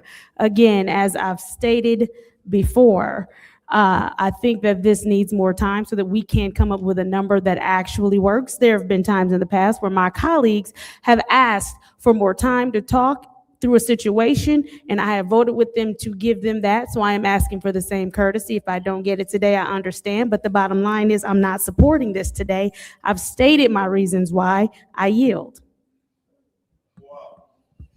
Any other discussion in the second round? Mr. Chair, Councilwoman in the 2nd Ward. thank you. So I hear my colleagues as we talk about the spending of the mayor's office and appropriately allocating funds. And it is within our purview, again, because we are supposed to be over the city's finances. That's part of our 3 jobs: ordinances, budgets, and advocating for residents. So I'm definitely in agreement there. However, I find it quite ironic that we selectively choose because, again, when it was passed in last year's budget for us to get another $30,000 to assist our wards, all y'all voted against me. Not even against me, but you voted against holding the mayor accountable to that. So now we wanna, I guess, have a problem with it. And so that's just a little concerning. So I don't know if this is the perfect timing to do this or what. But we have to understand that right is right. So if money is passed in the budget for council, whatever, we need to get what's allocated for us. But this body didn't have the political will to stand up then. It was all the no's. I think me and Councilwoman Johnson, we the only one that said yes. So with that being said, yeah, if you all want to discuss it some more, it sounds like a good idea, but I'm a little conflicted. I'm like, are we doing this for alternative purposes, or are we doing this because we really care? So I'm here to continue to listen. I'm definitely on board to finding out where the money is, because I'm still waiting to have my ARPA questions answered from February the 5th. Haven't heard anything yet. So I'm for it. But again, I just want to make sure this body that we're operating in the vein of, just doing things because they're right, not doing things because it's the right time or because it's right for you specifically.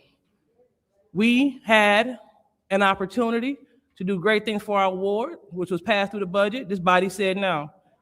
And so if if you all want to deduce this now to $10,000, this is interesting. Thank you, Madam Chair. Mr. Chair. Mr. Chair. Councilwoman in the 5th Ward. Thank you, Mr. Chair. I don't think that the $30,000 ARPA funds awarded to each ward for the ward initiatives have anything to do with this ordinance. Now, if I can remember correctly, you guys voted on an ARPA budget. And within that ARPA budget, each ward, it was budgeted that each ward would receive $30,000 for their ward initiatives, each council member for their ward initiatives. We all received our $30,000. It was only a one-time $30,000. So no, I'm not going to vote for us to get another $30,000 for ward initiatives when you already should have used your ward initiatives on your ward. Okay? Request for information. What is your request? Is the speaker aware that since we passed the previous year budget, another allocation was to go forth? And do you think that the 5th Ward would want you to vote against receiving another $30,000 to help them out? Yes, Okay. they would. Because you know what? Really and all, the majority of that money should have gone to the residents for home improvements and whatever else was needed for the residents. Request for information. You know what? You're abusing the request for information. Mr. Chair, I'm speaking. Request for information. What is your request? Do you think that the $30,000 that we would have received for our ward wouldn't have went to the residents? Wasn't that what it was for? So what I'm saying is this. This ordinance does not have anything to do with that $30,000 ward initiative of ARPA. This ordinance that we're getting ready to vote on, it has to do with transparency, accountability, and justification. You should be tired of this administration abusing that $75,000 threshold. The young man on Wednesday stood up there and said that they were able to spend $25,000 without council approval. Your mayor just had a press conference saying that he gave $25,000 to the YWCA.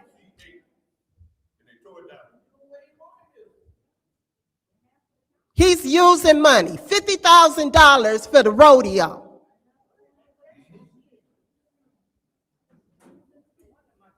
Use money to keep that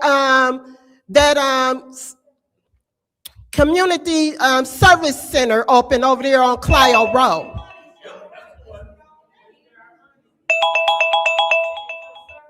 Thank you. Thank you. Any other discussion in the second round? Any other discussion in the second round? Seeing no movement, Madam Clerk, we'll go to roll call vote on the ordinance 260122 to council. Through the chair, can we clarify what the vote is for? Because this is an ordinance, so are you voting to move it to council, or what is the vote? The motion, Mr. Chair, the motion on the floor is to move it to council. Yes, that's my So understanding. once it's moved to council, it would fall under the header to acknowledge for first reading. I'm sorry? Once it is moved to council, it would be moved to the header under to acknowledge for first reading may be referred from special affairs. I'm sorry. So to move it for first reading. So it'll be moved to council where it will then be considered for first reading by the council. Okay. So the roll call, Ms. Priestley? No. Ms. Winfrey Carter? Yes. Ms. Burns? Yes. Ms. Mashat? No. Mr. Pfeiffer? Yes. Mr. Jarrett? Yes. Mr. Alamin is absent. Dr. Lewis? No. Ms. Johnson? The vote is 4 yes, 4 no. The vote is 4 yes, 4 no. That motion failed. Councilwoman in the 4th Ward. I make a motion to send 260135 to council. There's a motion to move 260135 to council. Councilwoman in the 4th Ward, is there support? Support. Supported by the councilwoman in the 7th Ward. Is there any discussion? Mr. Chair. Councilman in the 8th Ward. So I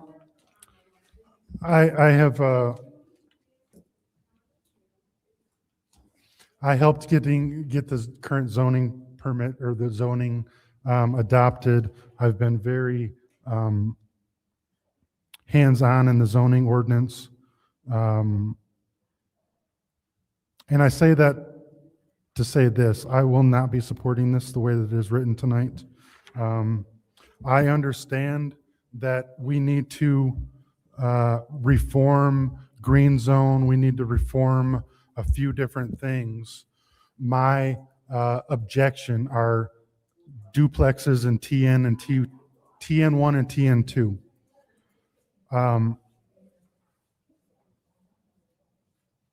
I say that because, and I'm under the understanding, can I have it quiet in the back, please?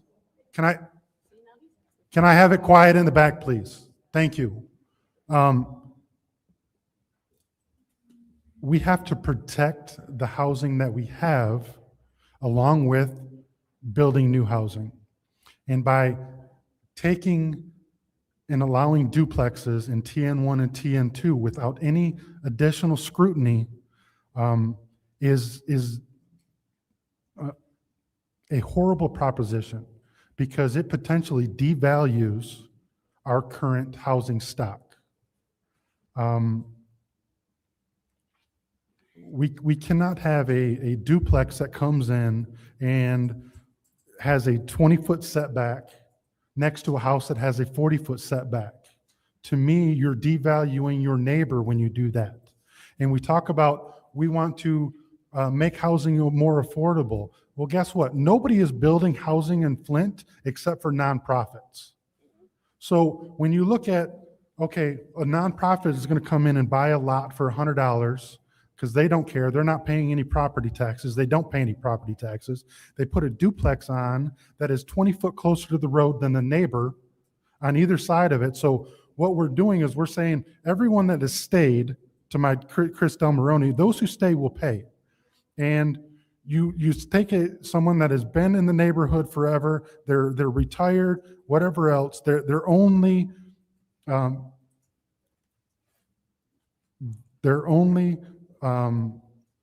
generational wealth is their home. And we're going to prop a duplex that boxes them in on either side of it. I don't have any problems with trying to make it more affordable or put duplexes in certain zones that are vacant or green or whatever we want to do to try to boost building. I have no problem with that, but we have to protect our current stock. And I looked it up. I did research because that's what I do. If this passes today, Flint will be the only community in the state of Michigan that allows duplexes in every one of their residential zones without additional scrutiny. So you can't build this you can't go to Ann Arbor and in a certain residential area and build a duplex. My issues with duplexes and putting them where there currently are no duplexes or where they don't fit. That is what I have a problem with. We have a problem with group homes now, where, group homes, they don't have parking for them, and we have group homes that are taking up the whole streets, blocking driveways, everything else. That is what a duplex is going to do to every neighborhood. So when I look at and drive down the city and see, homes that are taken care of, and then I see a vacant or abandoned property next to them, that vacant or abandoned property can now be bought by a nonprofit and build a duplex and basically devalue the house that person has taken care of their whole life.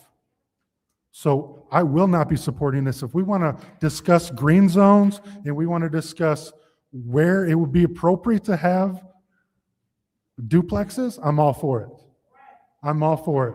But to take any of our existing that are well-maintained, well-kept up areas and devalue those homes when our property taxes in TN and TN1 and TN2 pay the bills in the city, I will not devalue that and put our current housing stock in jeopardy. I will not do it.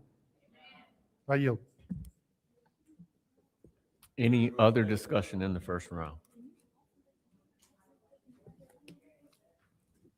Any other discussion in the first round? Mr. Chair, Councilwoman in the 7th Ward. I know this has been before us for quite some time now. I don't necessarily want to belabor it, but I would like to ask a few questions if someone is available through you to just answer a couple of questions. Who are you requesting? So this department has switched a lot, so I just need whomever is supposed to answer it now. I think it's Mr. Menifee.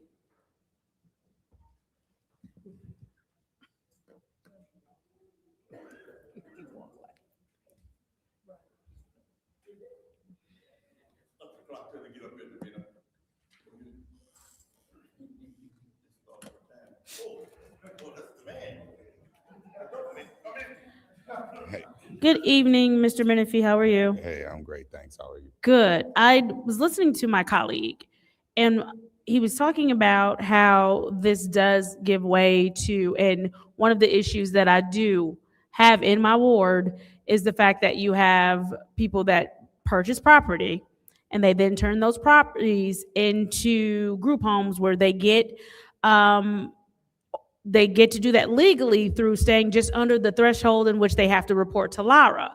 And so what they've done is they've taken they've taken neighborhood structures and they've made essential parking lots in the middle of neighborhoods when they're not supposed to. And we're already fighting that battle of the fact that they receive a little fine with no requirement for them to change the parking structure back to the way it came with the house. And so now the concern seems to be that we will be allowing people to come in and build duplexes, which will then kind of serve in the same fashion. And one of the things that we are experiencing in my ward is an exodus because of different people taking advantage of systems and devaluing their property value. And so if you could just speak a little bit to what my colleague was talking about with how we avoid that with this. So, for one, this isn't something that I worked on. This is something that I just picked up, and I'm trying to carry it over the goal line. But from the duplexes are pretty much, yes, this will allow for duplexes, but what it's saying is that you don't have to build an entire parking lot in order to accommodate the parking structure, the parking. So then it requirement. is, okay, so if I'm understanding you correctly, and I read this correctly, and from your explanation, then you're saying that this will avoid the changing to the parking structure? Yeah, so you won't have to build like a whole parking lot because, in order to have the amount of parking spaces that will be required prior to these text amendments. So if you have like a regular size lot, like you're gonna build a duplex, which I don't know why all the focus is on duplexes, because it does encourage single family homes as well. But Thank you. yes. So it does say that if you have one lot, if you don't have the space for a whole parking lot to accommodate the number of parking spots that would normally be required, then you can use street parking instead. Thank you. Yeah. I yield. Yeah. Any other discussion in the first round? Mr. Chair, Councilwoman in the 6th Ward. thank you. I think that when we look at affordable housing, types of housing, and green spaces, Flint has got a ton of green space. And when people are saying, like I'm gonna say, well, not even my block, we say Austin Street, Mm-hmm. or we can say where Councilman Mays lived on Russell Street. Mm-hmm. You can buy the whole block, just about 2 or 3 of them. Mm-hmm. And so when we look at, and I understand because their areas are more populated with homes that are occupied with home ownership. I get that. Mm-hmm. And if we're saying putting duplexes in this, where do we put them at? And I get that. I get that part, and I get the setback part, and I get the setback part too, where some of our buildings are, that where they encroach so close to the street, and it's not actually the same thing. Some of them, we look at, people had front yards and people had driveways. Mm-hmm. Very few alleys do we have like Detroit. We have one on DuPont Street because it goes up, Mm-hmm. and there's an alley behind Chevrolet, Flushing, and DuPont right there, and it's an alley. But we don't have a lot, very rare, but that's because going up. And so when we look at this, and I get when we say, well, they voted 100, everyone voted yes. I think there has to be consideration, because I know in the 7th Ward, there were really strong concerns about group homes in the 7th Ward, and different types of housing. And that neighborhood has been stable. I went to Pierce Mm-hmm. School and walked with my friends home for lunch. And that neighborhood has not really changed. It's still home ownership. So where do we put these? Where is it allowed that we can put these duplexes at? Is it entire city? Is it like a blanket, or do we have like a new development? And I think that's where it's. So was it ever, I know you're just getting this, was it ever discussed to just put in certain areas, or? Because this is, when I look for as when you're a homeowner. I remember looking, my first home we bought, and it was in Saginaw. The areas were so inconsistent with building homes. You'd have a really nice home, a colonial, you'd have a long ranch, and then you might have a 2-bedroom that looked like it had no business on the block. And so when we look at consistencies with the neighborhoods, where does it allow? And we have to, realistic, when you, real estate, you're looking at real estate, people look for consistent neighborhoods in single-family home ownership for their homes. And I think that is probably, I understand what they're stating. And I don't know, was it ever, do you know if it was ever discussed for green zones or areas where there's not, where it's sparsely populated? Those are in here too, you know, from, you know, everything that I know about this, you know, isn't just like a one area of the city type of solution, if you want to call it that, you know. So. And I get their areas are more higher property value. I can't say this though, like in our department, like, you know, a lot of people like, you know, own lots, you know, north end of Flint that are green zone. They're looking to develop housing, but because of the way that, you know, the zoning changed in 2022, that changed it to where they are unable to develop these single family homes as well too. I know duplexes were popular. My parents' first home was a duplex, 757 East Baker Street. It has since then been torn down because that area it's been changed in the early 80s. But when we look at a lot of our duplexes and did they withstand over the time, a lot of them, they needed housing, but they're gone. They're gone. And so when we're looking at no driveways, I don't, I'm gonna listen to my colleagues. Thank you. All right, thank you. Any other discussion in the first ward? Yes, I have a first round. question.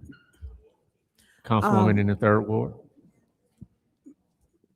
I was just wondering, the apartments that you guys are tearing down on Atherton, I can see like Lippincott, why you guys are not rebuilding in that area?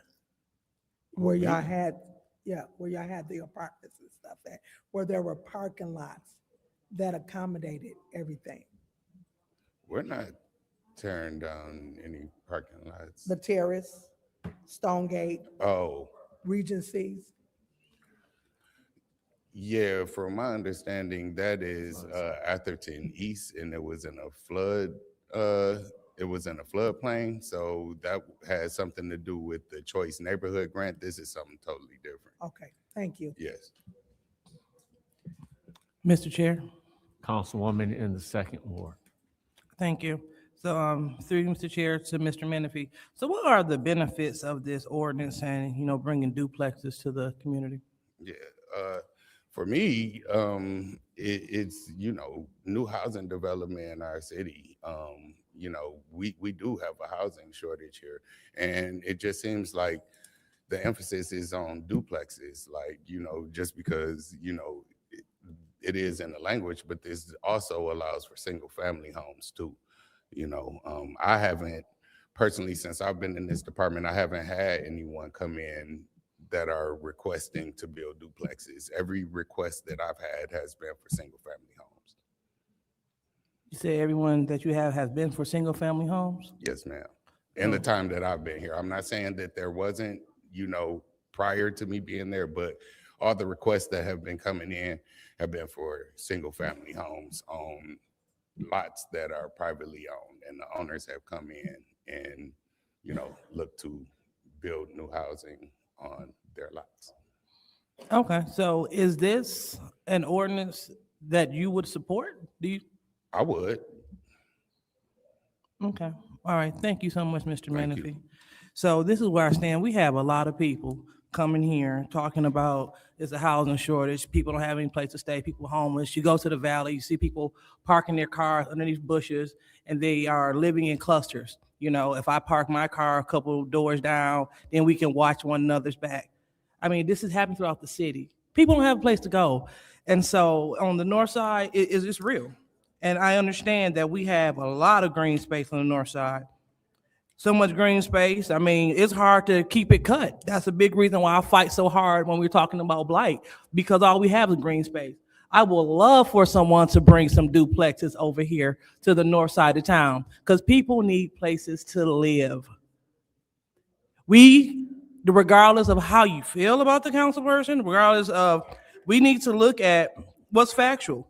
So you can't come up here talking about we need new housing, people are homeless, and then when we have an opportunity to house people, we don't. And then a lot of people, they're getting away from single family homes, because I noticed too in the second ward, a lot of people, they should not be in single family homes so they can't take care of it. So a duplex will allow one to own a piece of the American dream, as well as share responsibility in the upkeep. I'm totally for it. I am definitely totally for it, because again, we have a severe housing shortage again. And we heard the residents come up in support of this. The zoning commission, they approved this unanimously.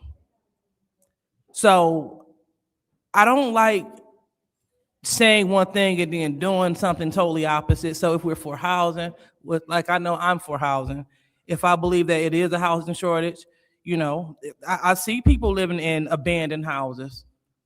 This is an opportunity for, and I'm not talking about just people, I'm not talking about just what we think of homeless. I'm talking about people moving in with their wife and dogs. They're moving into, and their children. So they're moving into these homes, land bank homes. They go on land bank, going here to show a house, but you can't show the house because it's full of stuff, because a family identified a home and then they moved into the home because they need a home. And these kids are going to school with my son. And so, well, we got somebody yelling out and back, and we hear them clear. Mr. Chair, Please, I'm bringing them to order. Please, I would ask the room again, please, if you can give us this meeting. Thank you. So the point is, this may not work for other wards. I understand it.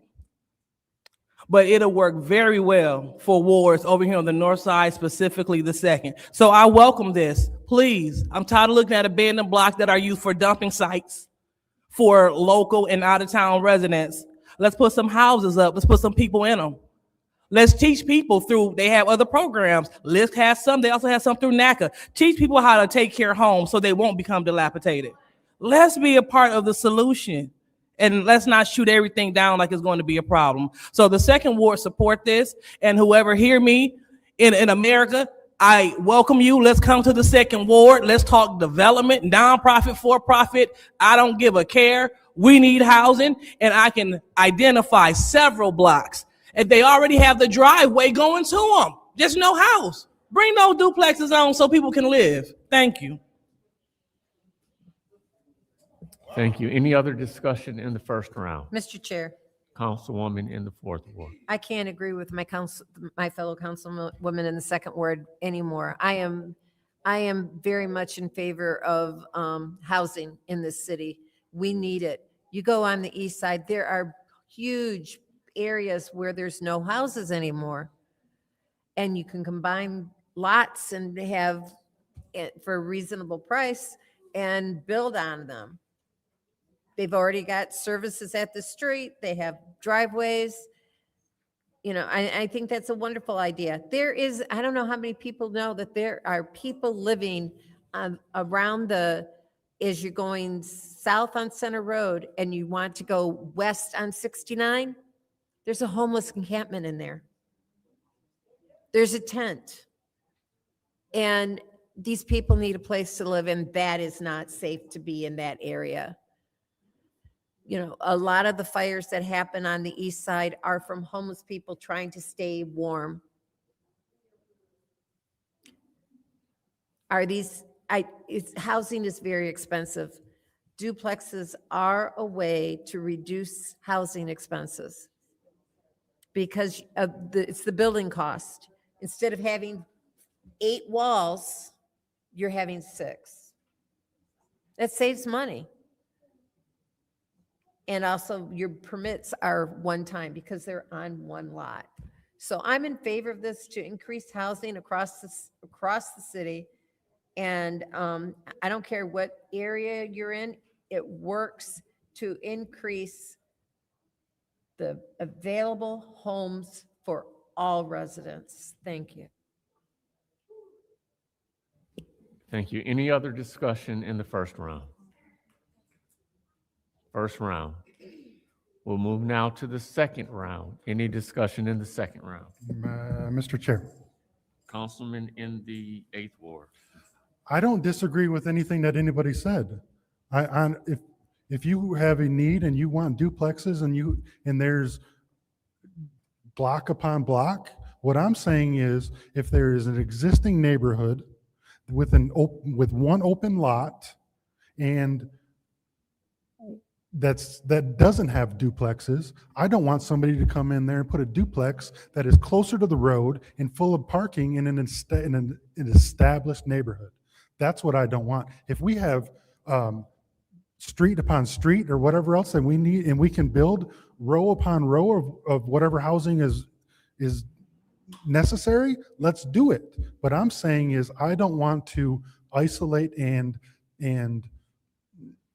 disenfranchise current owners that have put their whole life into their house, and now some nonprofit that isn't going to pay taxes come and put a duplex that is right next to the road, and then that every person in that neighborhood now has to deal with them parking in the road and anything else. That's what I don't want, and that's what this says it can do.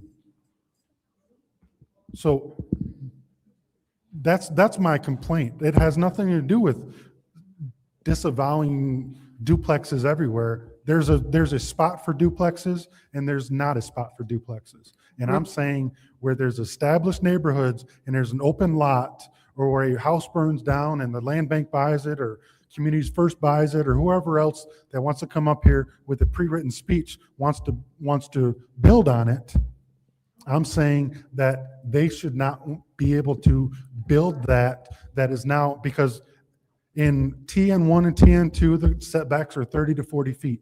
And now we're saying you can put a duplex 20 feet off the road.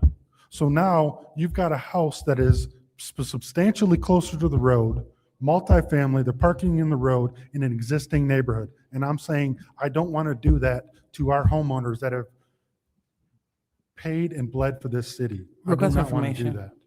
What is your request? So, Mr. Pfeiffer, so how can they change that to reflect that? We can send this back. Attorney Mike.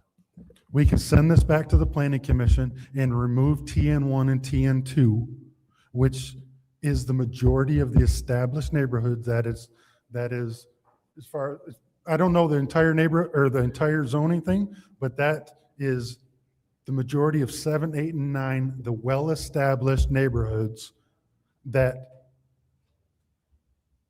in every well-established neighborhood in every ward might have TN1 and TN2. I'm not sure, but that is the single-family residential code for like single-family housing. So if they want to build duplexes in green where it's where we need to build, I'm all for it.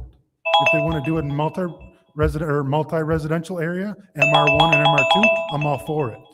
But we cannot sacrifice our single-family neighborhoods that are well-established and pay taxes in the city. Thank you. Any other discussion in the second round? Mr. Chair. Councilwoman in the 7th Ward. Thank you. Through you to the attorney, and I'm just wondering, because we currently have an ordinance on the books for blight as far as parking. And so with this, we are looking to say parking is okay. So what happens with that ordinance as far as the parking is concerned? If we're saying parking on the street is okay, but we have an ordinance that says something different. Through the chair, the parking structures and that are outlined in this zoning ordinance are specific to what it is stating. So they're specific to certain parking lots for certain commercial businesses, and then not also counting on-street and off-street parking in certain circumstances. So I don't think that the blight ordinances are in conflict, but we can certainly check that to make sure. Okay.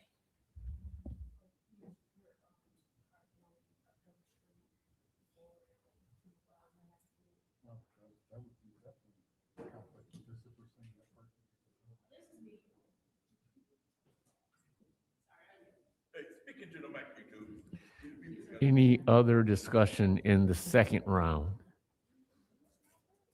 Any? Mr. Chair. Yes, Thank you. Councilwoman in the Sixth Ward. Through you to Attorney Gurley. Attorney Gurley, are you saying that we have not looked at that before? If we approve, we have to look at that? Because we also have, what do you do if that is your only parking and it's snow? Where are you gonna park your car? Because there's no driveways. And in snow emergencies, another ordinance, your vehicle cannot be on the road. Well, that would be the case for any vehicle if there's a snow emergency that's declared. But But they don't that's, have a driveway though. If their parking is street parking, that probably is a question for the zoning division. As the legislative body, you all can consider what is before you, but under the Michigan the Michigan Zoning Enabling Act, you can make recommendations and send it back to the Planning Commission for a specific amount of time, and then ask them to make adjustments and then bring it back to you. so with the townhomes or duplexes on, is it Fifth Avenue? The parking is in the back. The ones by La Familia, the taco house, they're in the back. So that their frontage is there, but you cannot park on that street. It's a busy thoroughfare. And so the parking is in the back. I don't know why we don't have parking because in the back of these duplexes. Because my parents' first duplex had a shared parking in the back. And that was on Baker and North, oh God, in the 60s. And so not having parking, I think is difficult. It will be difficult I think we need to look at that. And then we look at the duplexes that have went up. The land bank didn't sell any of those duplexes. We do need more housing, but they didn't sell not one of those duplexes. They're now renting them. They're beautiful duplexes, but the price point was what, 200,000.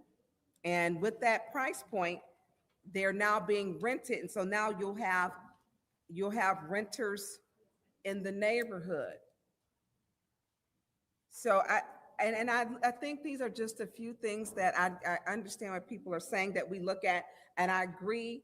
There's some spaces that we have green space for days. We can build single-family duplexes, will be like a new community. And in Fifth Ward, we have like a culmination of these different things. We have Smith Village University Park, we have Clark Commons, we've got townhomes. We have that, which is all predominantly new build. But there are still, I think, some questions with the 10-1s, the 10-2s, and how do we proceed with this? Thank you. Thank you. Any other discussion in the second round? Mr. Chair. Councilwoman in the Fifth Ward. Well, I'm looking at the prints here of everything. It looks like parking is gonna be, it's not gonna be street parking.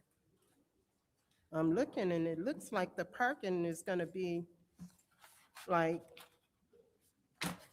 there's a couple of pictures where the parking is on the side, like the driveway. Is this where the parking is? Yeah, yeah. I can't see, because I read, I said, I read something that says on-street parking cannot satisfy requirements, which means that the parking is somewhere within the, diagram there. I don't know. I think we should leave this in committee for further discussion. And I don't know if we have anyone here that can answer our questions. So, Request for information.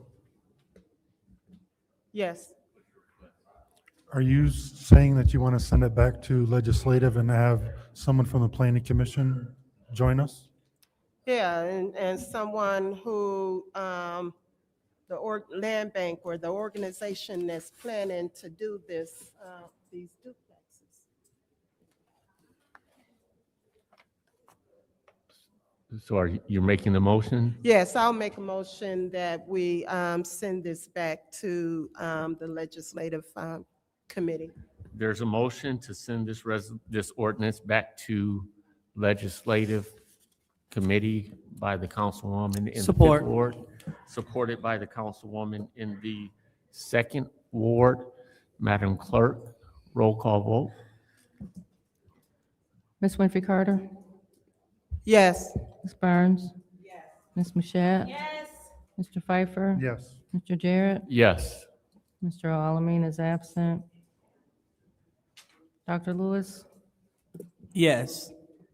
Ms. Johnson? Yes. Ms. Priestley? Yes. Vote is 8 yes, 0 no.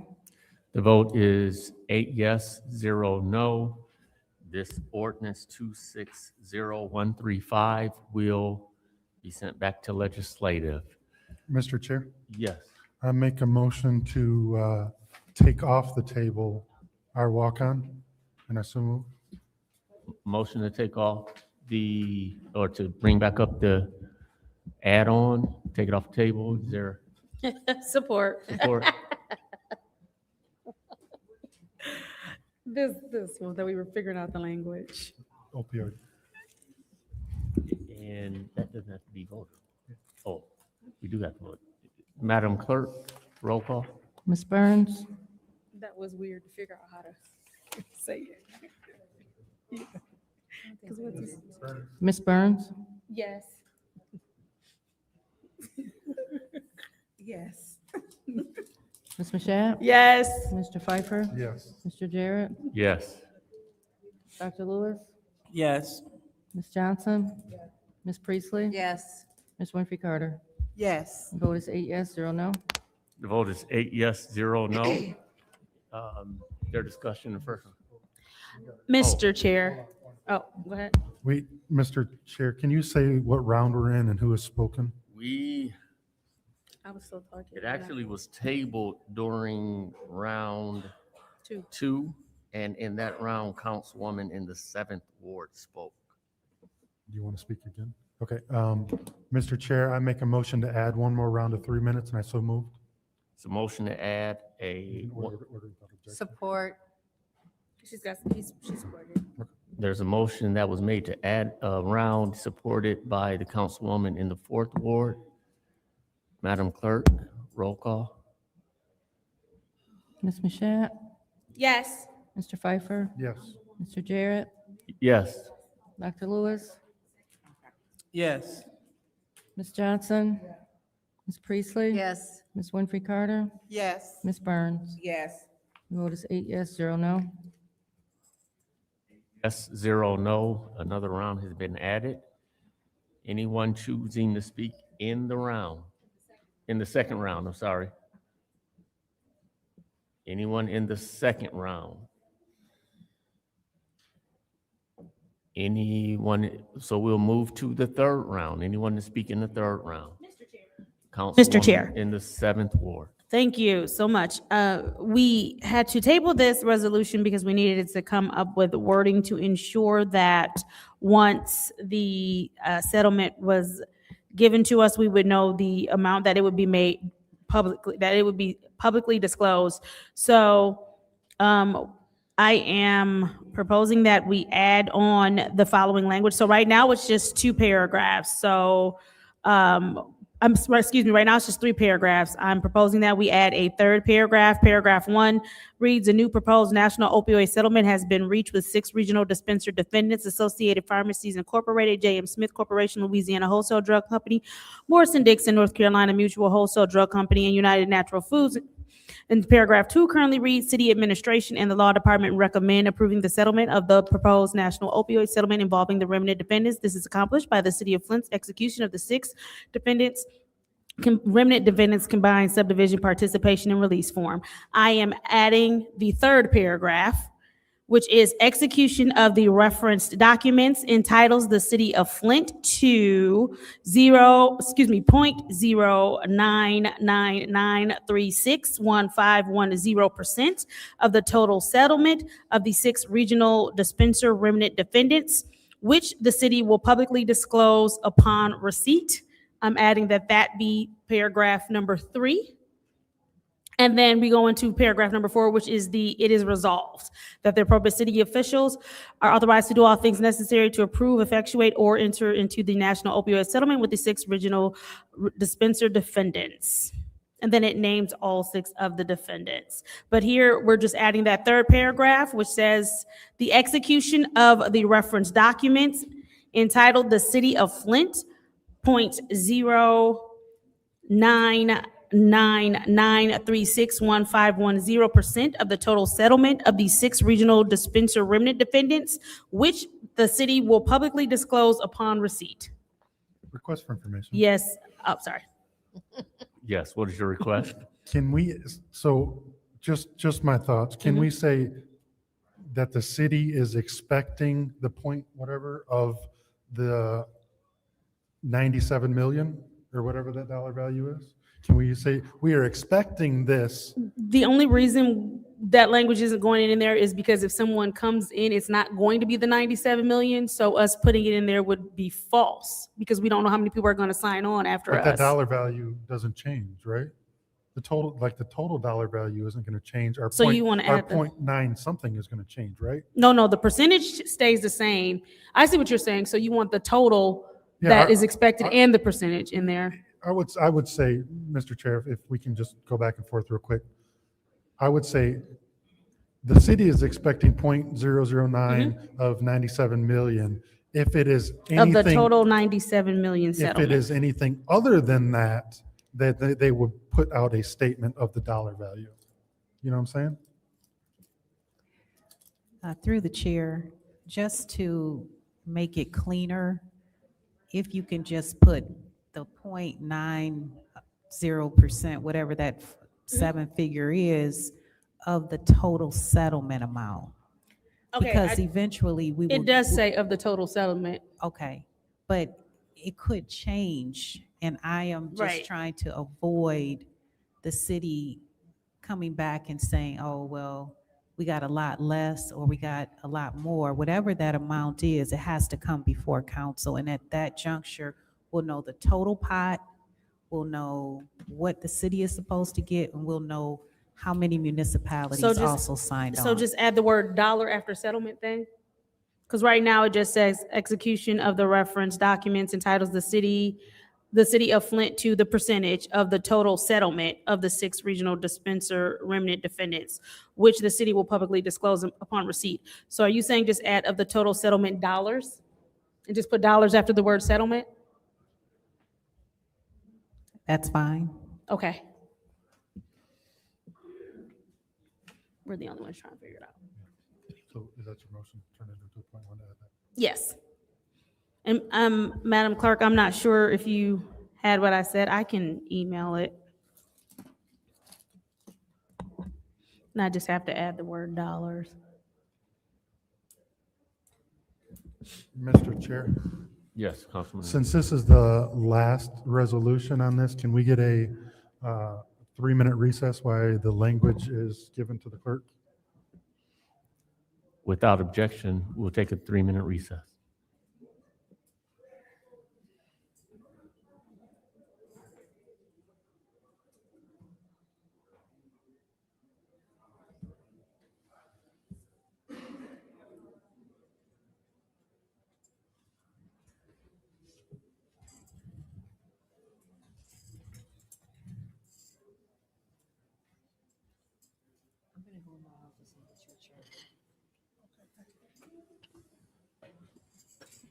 Family, y'all think 21 mad at us? Oh, okay, I'll take mine back. Oh my goodness, people is mad. People is mad. Well, how y'all think council going? Is it a lot of fighting going down there for the residents?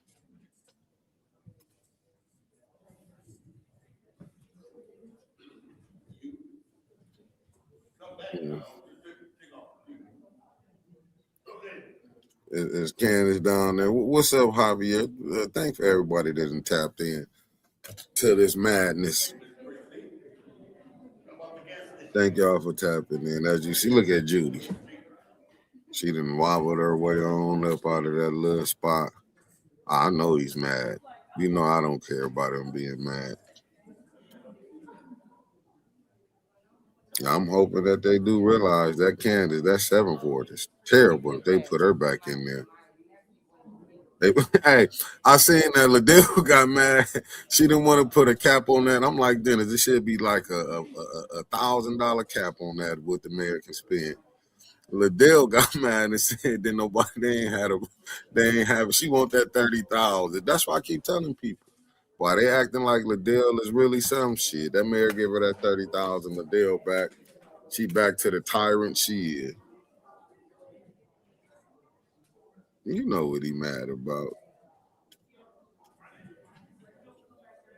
Was he taking shots at him? He was up there. I mean, Liddell, she got mad about that 30K. That's what I'm telling y'all. I hope and I pray that when they do that subpoena,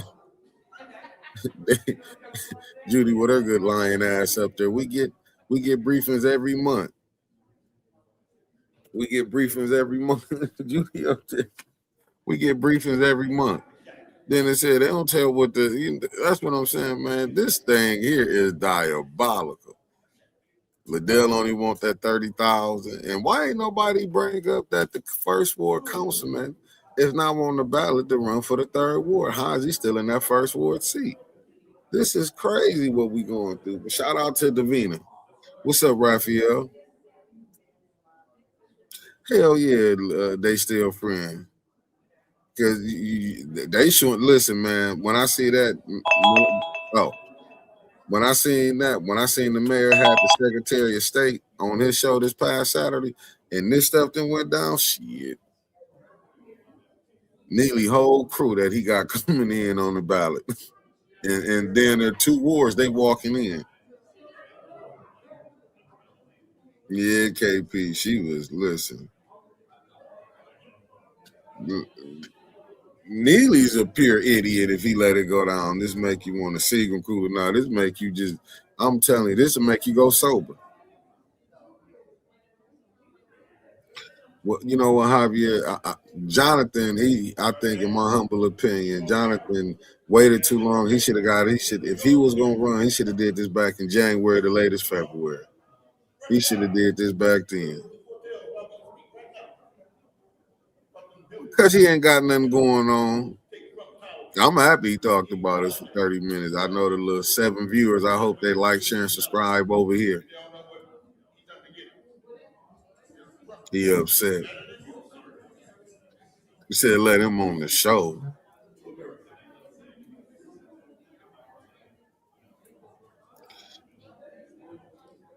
Let him on the show. I wish I would let him on the show.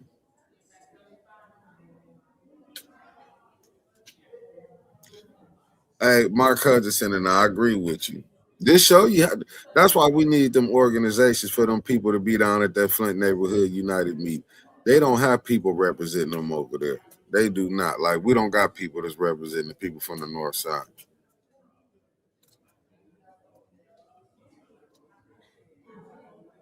Yeah, man, ain't nobody thinking about 21. 21 is a whole clown.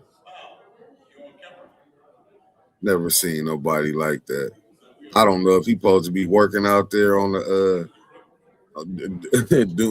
working out there in the streets, fixing the expressways, or what? What is he now? He working on. He got a job on the construction site.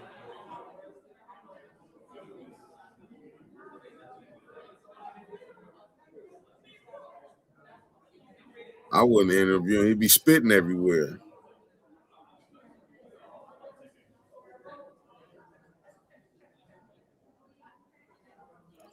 Man, you that dude, and you ain't lying. That dude, Rich, is, I mean, 21 is a whole, he just, he wants some attention. He can't get his podcast going because he'll be up there spitting and doing everything. And, yeah, man. Yeah, I know. That's what I'm saying. I think he could be a hell of an actor. One minute he dressed up as a coach. One minute like I said, he was dressing up as a construction worker. I mean, he don't know what he want to do. It'd be a hell of a movie to be in a movie. When he said, "Hey, man, that dude." I love that he want that attention. No, 21. You got to do your own show, and whoever gonna tune in. I can't tune in to you. I be feeling like you spitting on me when you be talking. Hey, what you say? I would love for him. You know what? We should bring him on. Y'all want to do that? Bring him on and watch him sit up there and do all that spitting on the screen when he get mad. This dude came right up on here and got in his feelings. Madam Clerk, do you have the information, Madam Clerk? Okay. If I could ask the council members back to their seats, please, so we can continue the meeting. Thank you.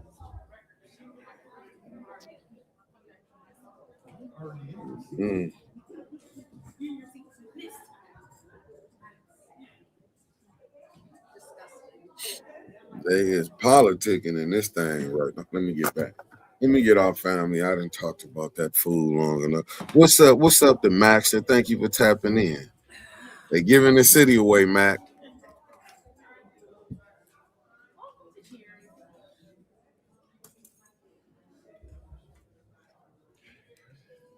Oh, they back. Let me get out and bring them back.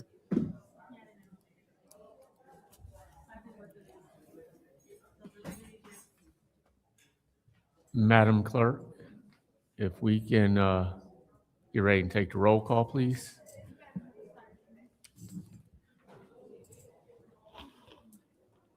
Okay, it is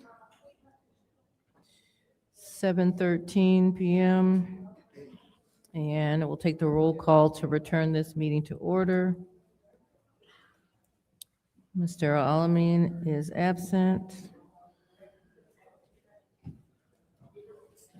Dr. Lewis? Present. Ms. Johnson? Present. Ms. Priestley? Present. Ms. Winfrey Carter? Present. Ms. Burns is not in. Ms. Mashat? Mr. Pfeiffer? Present. Mr. Jarrett? Present. You have 7 members present. So we have 7 members present.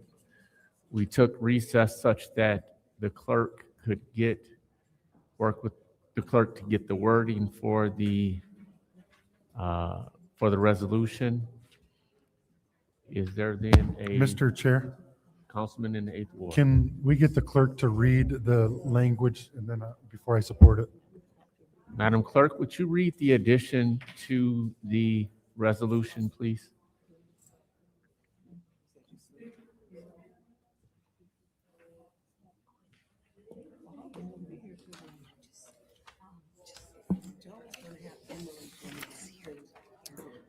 The language to be added as a 3rd paragraph before the resolve reads, execution of the reference documents entitles the City of Flint to 0.099361510% of the total settlement dollars of the 6 regional/dispenser remnant defendants, which the city will publicly disclose upon receipt. Thank you.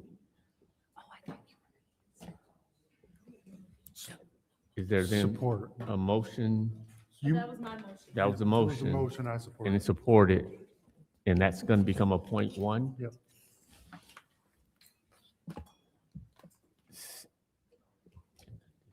Roll call. Madam Clerk, roll call vote to amend this to a point one.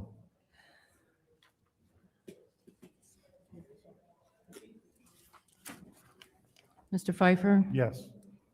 Mr. Jarrett? Yes. Dr. Lewis? Yes. Ms. Johnson? Yes. Ms. Priestley? Yes. Ms. Winfrey Carter? Yes. Ms. Burns? Yes. Ms. Mashat? Yes. The vote is 8 yes, 0 no. 8 yes, 0 no. Is there a motion? Motion to send the point one amendment to council. Motion to send to council. Support. Made by the councilman in the 8th ward, supported by the councilwoman in the 7th ward. And with this, there is discussion. Any discussion in the first round on the point one? Any discussion in the first round? Closing the first round. Any discussion in the second round? In the second round, seeing no movement, Madam Clerk, roll call vote to send the point one to council. Mr. Jarrett? Yes. Dr. Lewis? Yes. Ms. Johnson? Ms. Priestley? Ms. Winfrey Carter? Yes. Ms. Burns? Yes. Ms. Mashat? Mr. Pfeiffer? Yes. Vote is 8 yes, 0 no. Vote is 8 yes, 0 no. That add-on resolution has been moved to council. Mr. Chair, motion to adjourn. It's a motion to adjourn by the councilman in the 8th ward, supported by the councilwoman in the 7th ward. Madam Clerk, roll call vote. Dr. Lewis? Yes.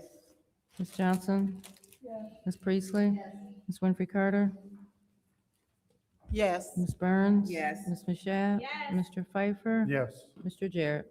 Yes. Vote is 8 yes, 0 no. The vote is 8 yes, 0 no. This Special Affairs Committee meeting is adjourned at 7:18. Diabolical. You need a gavel for your voice. Make you down there get a drink. I know. This how crazy this is. Then I gotta get a drink. Oh, mine's water though, I'm just gonna be honest with you.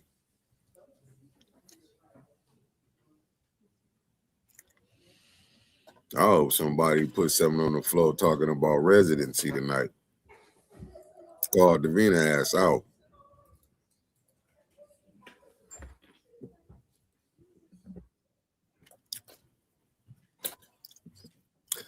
Marcia, to be honest with you, she wasn't up there to be a thanker. She was up on it. Yes. That's all she was up there for. She's so lost in the sauce. I damn near feel bad for her. She more lost in the sauce than I was. And I know I got worked over if I was getting into this politics stuff, but downright scandalous.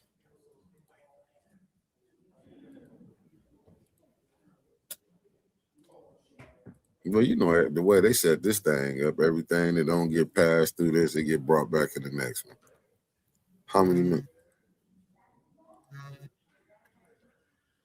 I know these people know I ain't gonna, I'm up here doing something. Let me do this for you. Decline. Just they want to play. Decline it.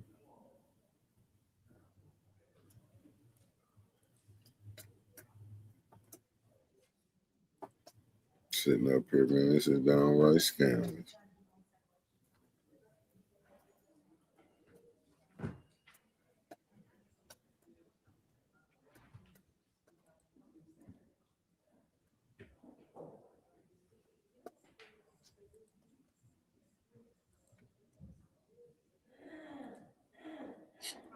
Mm-mm.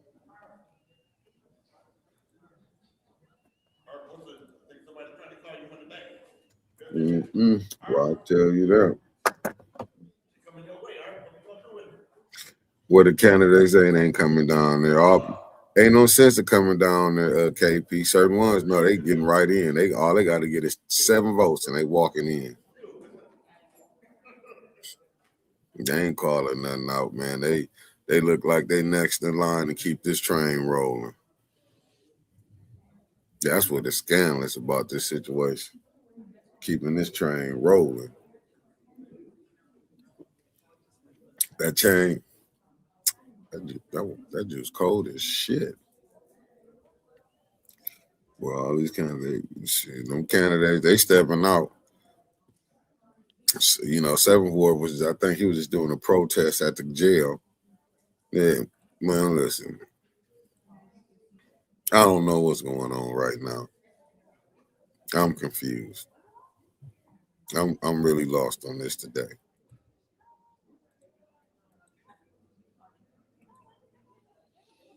I damn near can go for a shot at the Tito's and tonic with a lime in it.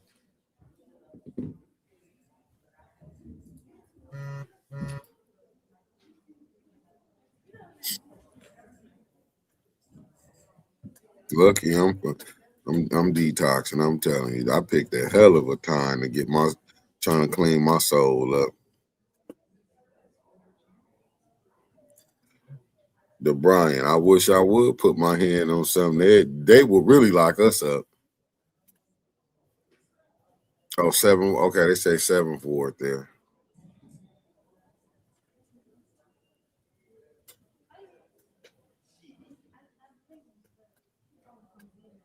So the new 9th Ward, I guess so. He walking in.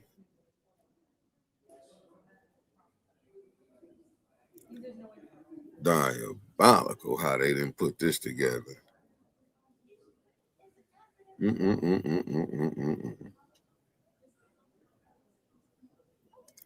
I ain't touching the Brian. I ain't touching nothing.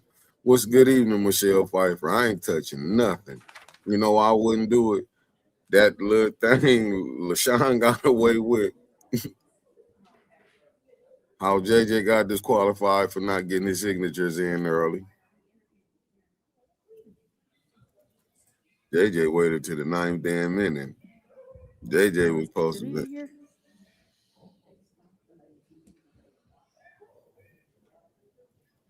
JJ should have been out there in January. I'm out.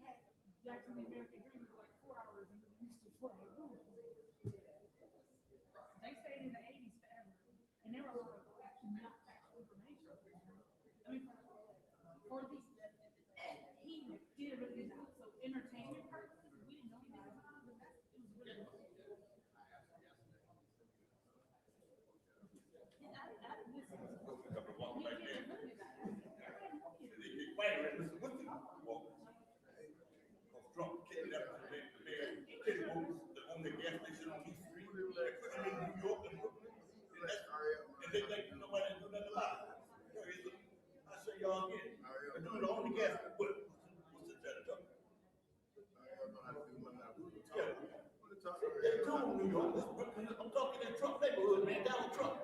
Last time y'all president was in Flint, this lady on this Rick, what's the name of that street, the church that the preacher woman snatched the phone from Donald Trump.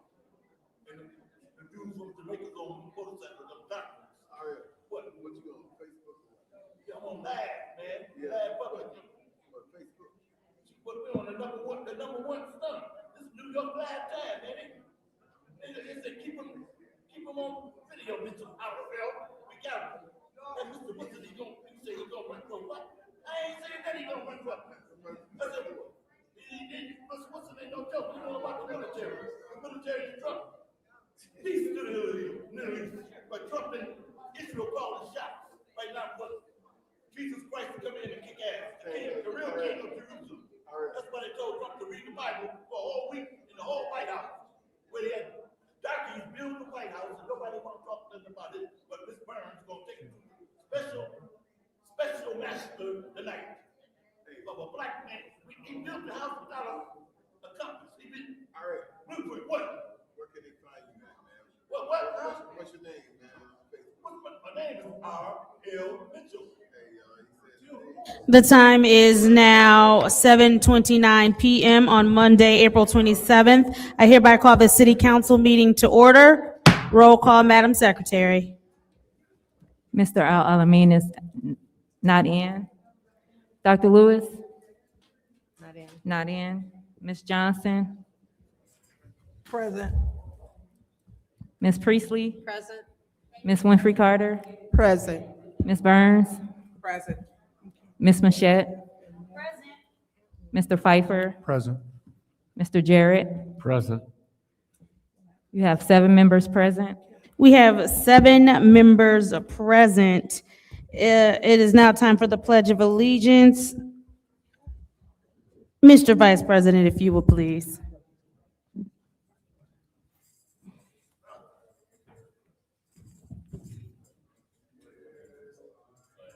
The United States of America, and to the republic for which it stands, one nation, under God, indivisible, with liberty and justice for all.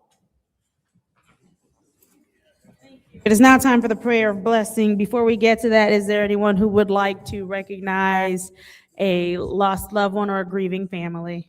Madam Chair. Councilwoman in the 6th Ward. I would like to acknowledge the loss of LaMarcus Kills. Thank you. Who passed away. Is there anyone else? Yes, Madam Chair. I would like to have a moment of silent prayer for the families who have lost loved ones. The family of Mr. Fred Allen, the family of Mrs. Selby Maddie Peterson, the family of Mrs. Frida Bizzle, and the family of Mrs. Oris Hall. Thank you. Thank you. Is there anyone else? Madam President, Councilwoman in the second ward. I would like for the residents to remember in a special way Mother Viola Massey, and also Mr. Mike Evans. Thank you. Thank you. Madam President, Councilman Pfeiffer. I'd like to remember former Mayor Don Regal. I know that Miss Inez Brown, our former clerk, was a dear friend of Mr. Regal, so recognize him this evening. Thank you. Thank you. Anyone else? Madam President, Councilman in the ninth ward. I would like to echo the councilwoman in the second ward's acknowledgement of the life of Viola Massey and her family. I also would like to ask prayer for the Anderson family. That family has had loss of both parents. Mr. Anderson passed in December, and his wife passed earlier this month. So we're asking prayer for the Anderson family as well as the Geist family in their time of loss. Thank you. Thank you. Is there anyone else? Thank you. I would like to also acknowledge the Massey family in their loss. Also would like to recognize the passing of Mr. Lamarcus Keels, and also would like to recognize the passing of former Senator Regal. And I would ask that the administration would place the flag at half-staff in his honor. At this time, Councilwoman Priestley, if you would please.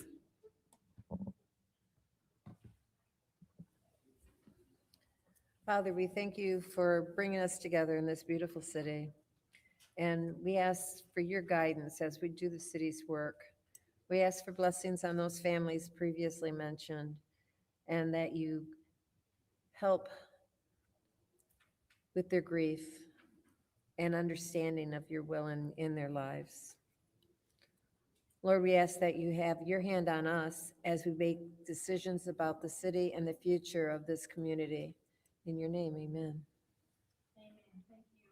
Councilwoman Priestley. At this time, are there any requests for agenda changes and/or additions? Seeing as how there are no requests for agenda changes and/or additions, the Law Department is requesting that we go into a closed session. Madam Attorney, if you would. Good evening, Council, through the chair. The Law Department is requesting a closed session to discuss matters exempt from discussion by state or federal law related to the 2017 water service agreement between the Great Lakes Water Authority and the City of Flint. This is only pertaining to matters related to attorney-client privilege. All other matters pertaining to this contract is public, it's open to the public. So these are only related to attorney-client privilege.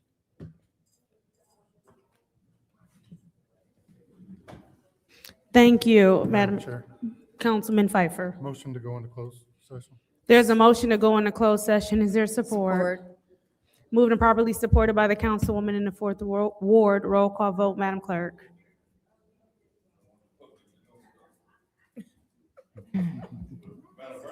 Mr. Alamin is not in. Dr. Lewis? Yes. Ms. Johnson? Yes. Ms. Priestley? Yes. Ms. Winfrey Carter? Yes. Ms. Burns? Yes. Ms. Mashat? Yes. Mr. Pfeiffer? Yes. Mr. Jarrett? Yes. The vote is 8 yes, 0 no.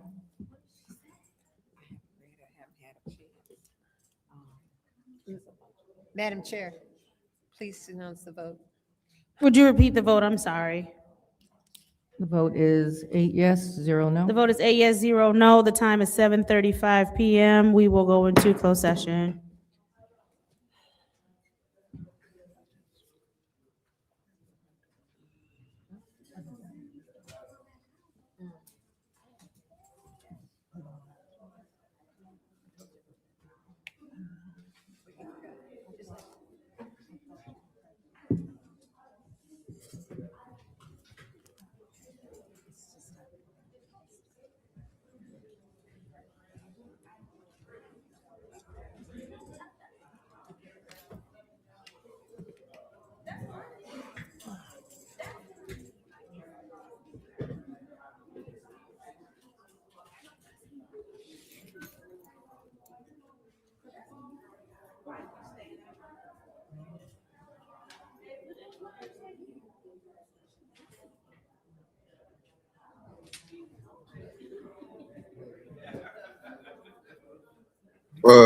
Did I miss something that's over or something?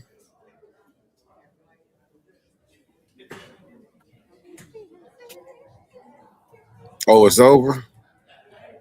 Oh, they're going in executive session. Stop suckers.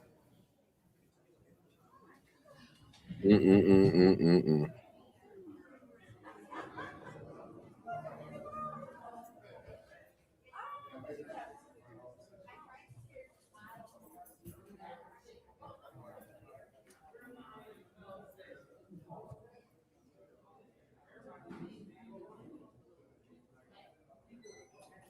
What's up, Philip Johnson?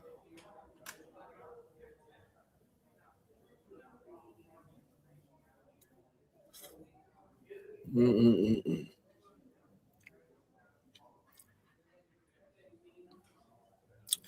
Closed session. Hot damn.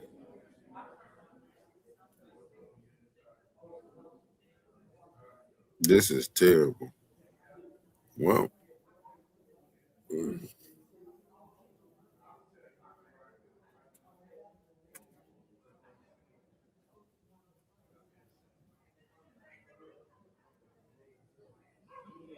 Mm-mm-mm.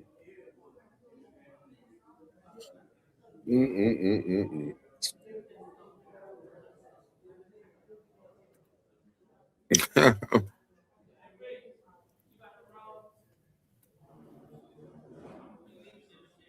Liddell want her 30,000. She can told the mayor what she want. She don't care. Liddell like, look, I want my paper. If this don't tell y'all she want her money, I might have to run to the studio.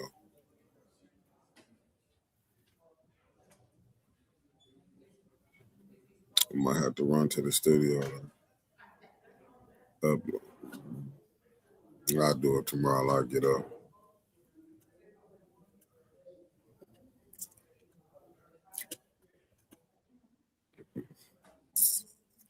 I'll get up early. I gotta go put Brother Elliot thumbnails up.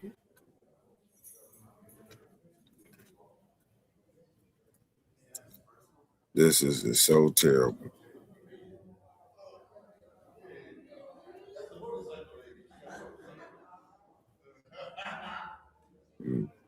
Terrible, terrible, terrible. Well, I don't know what else you can tell somebody. I don't know what else you can tell somebody. I mean, like, wow.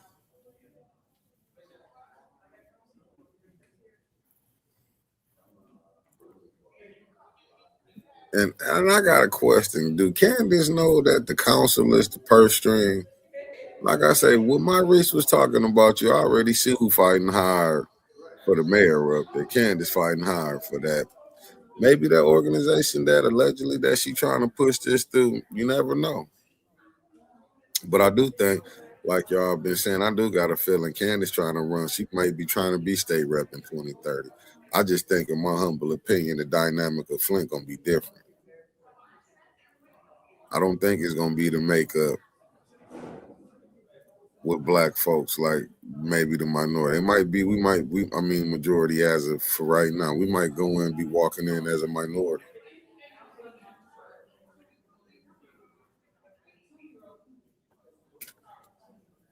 This is downright. I don't know. Hope I'm wrong. I'd rather be wrong than right.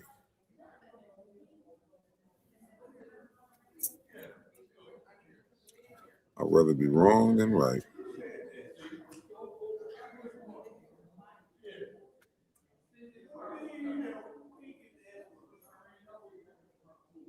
Oh no, I'm not in. I'm on the outskirts. I'm right in the township. What's up, Miss Spring? I wouldn't run the Brian. You're not in the crew. Shit, I wish I would run for council. I'm not in the clique. I done pissed off both sides. So both sides I done pissed off. KD, she didn't get that. She don't get that aspect of it. I don't think Candace don't understand what called holding the mayor accountable. She got to thank Neely for getting her in that seat.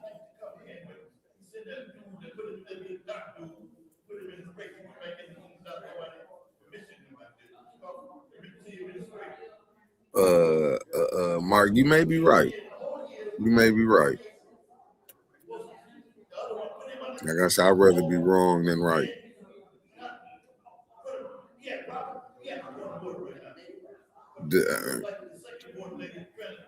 To be honest with you, Mark, the way Neely set this thing up, you down there see all these people finna walk in.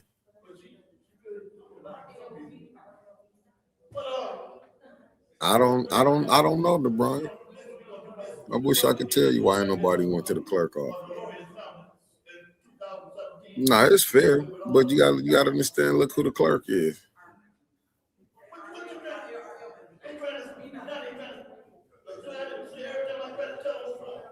Yeah, and look how the majority doing it. They got in there. They not even on the same page.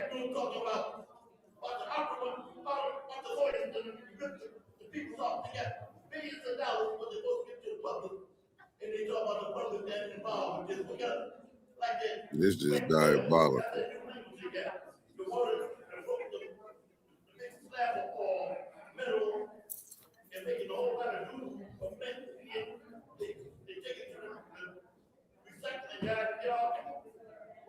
This is just gangster right now.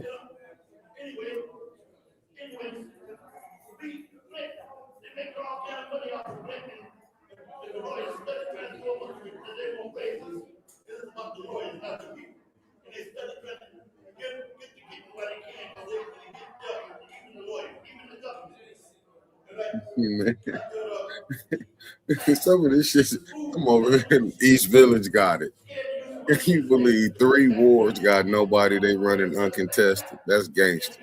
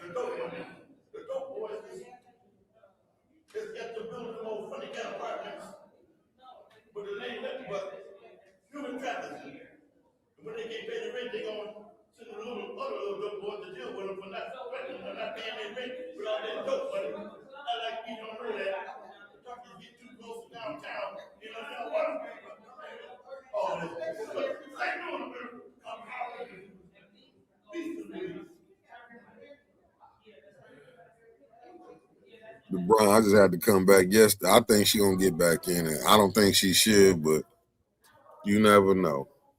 It's a lot of cynical stuff going on.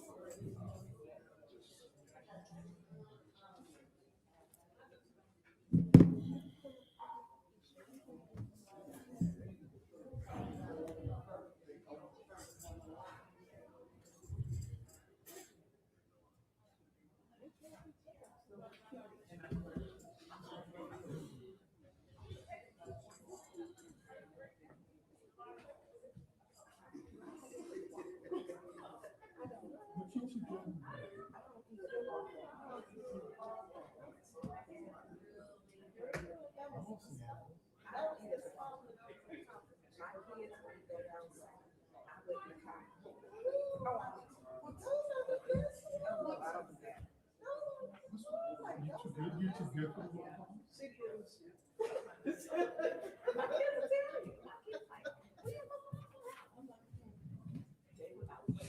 You like that?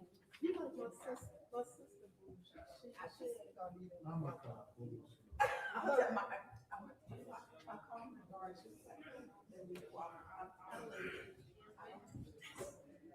That's the difference.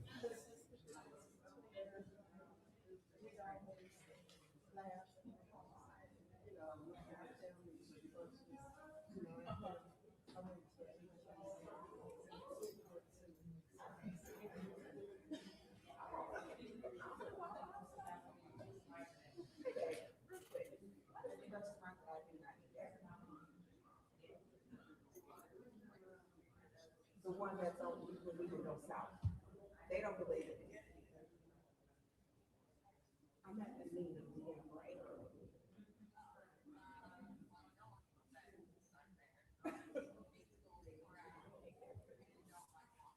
See? They didn't believe me. Girl, you don't know what you're missing. The one with all that. Yes. I'm not gonna believe they got the best grilled cheese with the bacon. Yeah. Oh, no. All right, I love you. I'll talk to you later. I usually want, I got a plan. I usually want to get a place that's got a lake. If they're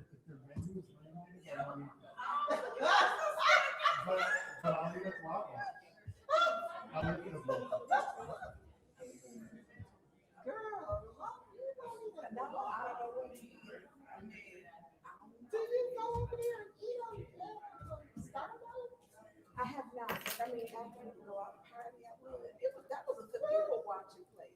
That's the same thing. Where the Waffle House at? Where the Waffle go? They go with their dad. I would stay home.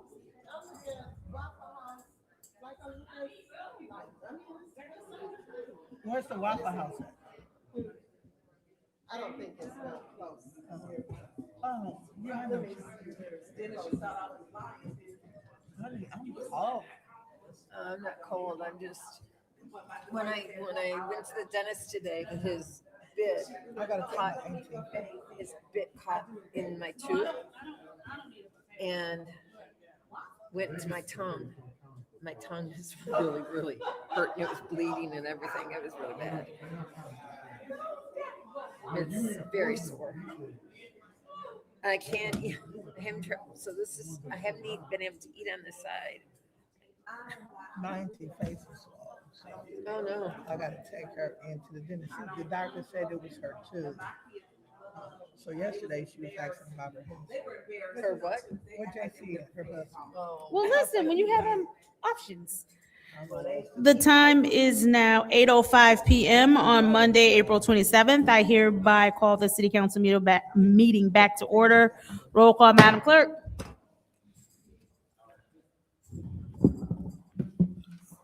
Mr. Alamin is absent. Dr. Lewis? Present? Ms. Johnson? Present. Ms. Priestley? Present. Ms. Winfrey Carter? Present. Ms. Burns? Present. Ms. Mashat? Mr. Pfeiffer? Present. Mr. Jarrett? Present. You have 8 members We have present. 8 members present. It is now time for public comment. Members of the public who wish to address the city council or its committees must register before the meeting begins. A box is placed at the entrance to the council chambers for collection of registrations. No additional speakers or slips will be accepted after the meeting begins. Members of the public shall have no more than 3 minutes per speaker during public comment, with only 1 speaking opportunity per speaker. First public speaker, Madam Clerk. First speaker is R.L. Mitchell.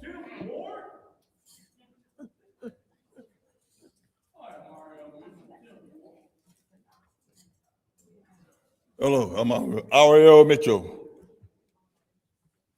For the record, about this private meeting you had just now, talking about the lawyers of Flint, of people supposed to represent we the people, don't want to, they wanted a private meeting, don't want to, you see they wrong straight up for not allowing the peoples to hear what you're talking about to the peoples. Look at it over there. Just like Michelle Young, they done worried Linda Boone so much she just quit because was to go to the Board of Education and was to be on at the same time, and she just walked off the accountability meeting, and here come the lawyer, Michelle Young, asked for a raise. Whoever heard of somebody ask for a raise because Detroit getting more money than Flint? And then now they come up in City Hall talking about the public shouldn't hear this. Attorney, look at her over there. Probably talking about all the attorney running away with all them bills. Pay them first where they pay the people who got poison in the water stuff. You got to assume that's what y'all talking about back there. And when Flint is killing us off, but we don't have nothing like General Motors did. They got their cut and went and didn't get and leave people in here to talk like Too Tall Jones, like he don't give a care. He talking stuff that he know what to say, but he won't go. He know like the ombudsman.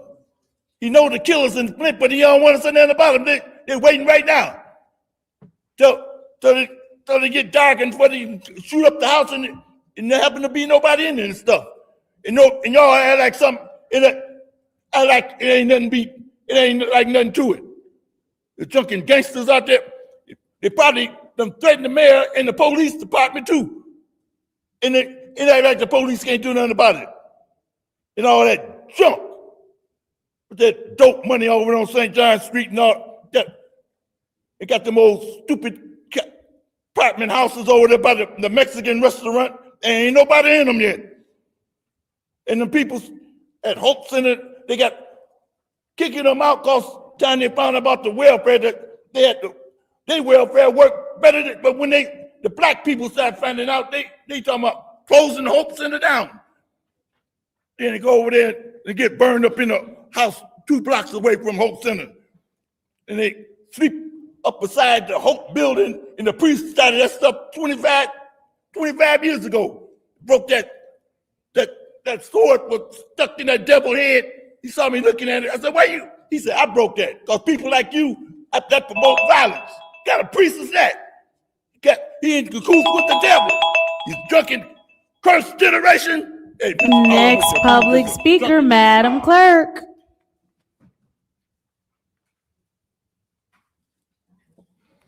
Okay, I'm just going to go through. I don't think a lot of these people are no longer in. John Baker, Madison Quick, Allison Montgomery Littlejohn, Joel Arnold, Ezekiel Harris. Next speaker is Arthur Woodson.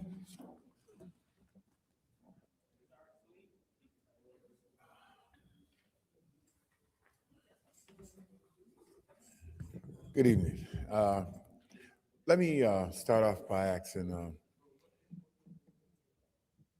First Ward has $24,000 in ARPA funds left that was supposed to be spent in their community.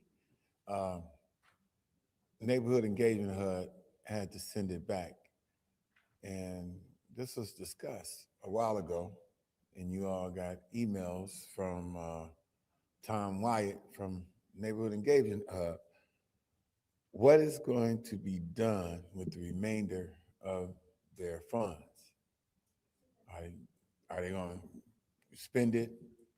Are you all going to find a new fiduciary? Are you going to ask Mr. Edwards how will they get the money? Because they are still waiting on their money in their ward, $24,000.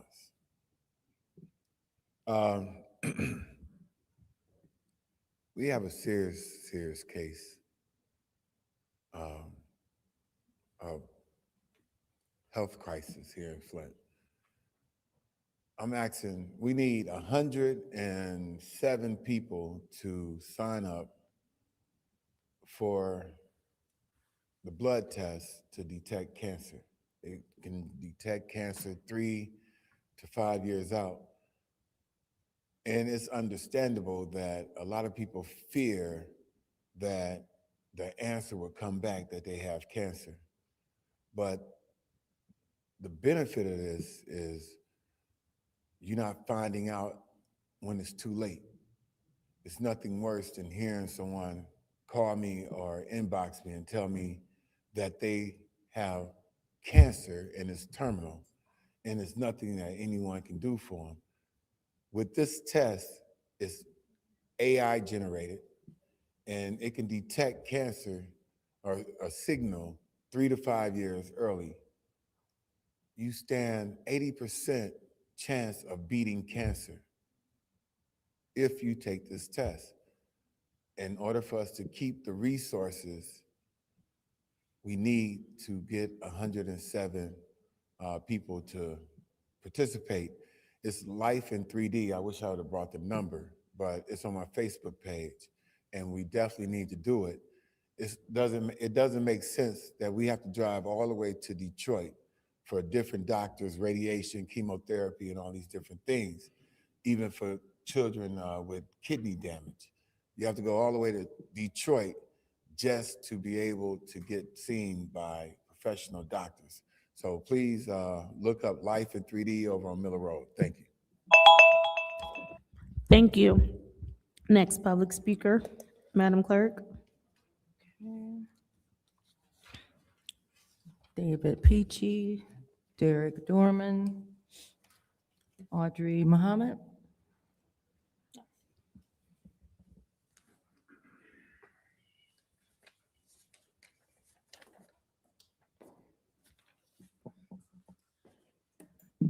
All righty, Audrey Muhammad for the 2nd Ward. Well, In honor of Occupational Therapy Month, I'd like to bring up another concern. Just noticed it really hadn't paid that much attention to it, but that bathroom ain't handicapped accessible. That sign need to come off of that door. That bathroom back there, that stall, if you come up here in a wheelchair, you ain't getting in that bathroom stall. Not only that, the toilets are not at the comfort height that's required to be a handicapped accessible bathroom. So that handicap sign need to really come off of that door. That's a violation. Just letting you know. When this room was renovated, we got so many leaks that come up in that bathroom, and those bathrooms, they horrible. Nobody thought about taking care of the bathrooms during that renovation state. That need to be taken care of, or take the sign off the door.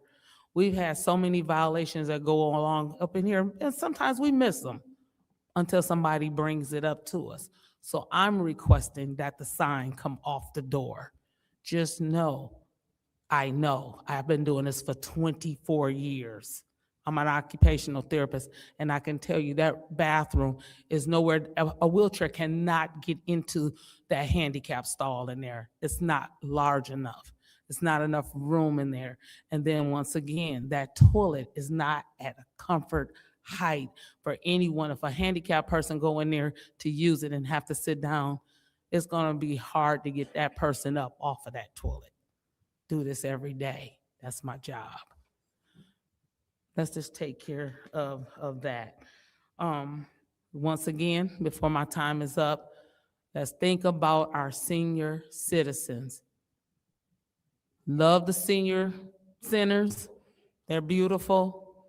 They service people, but what percentage of our seniors in Flint actually go to those senior centers?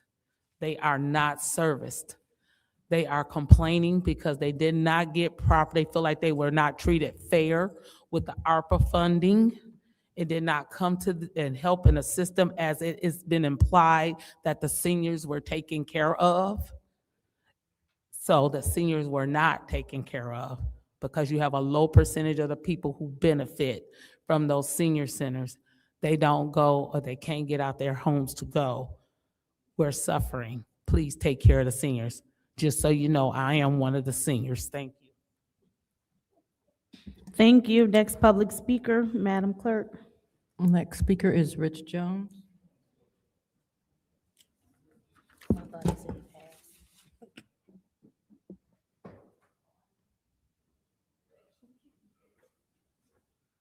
How y'all doing? I've been in and out of council meeting today, so I don't know which one of y'all said this, but y'all brought up something good. And when y'all brought up the fact that y'all said y'all wanted to, whatever we had in our city, bring back from that we lost through the emergency manager.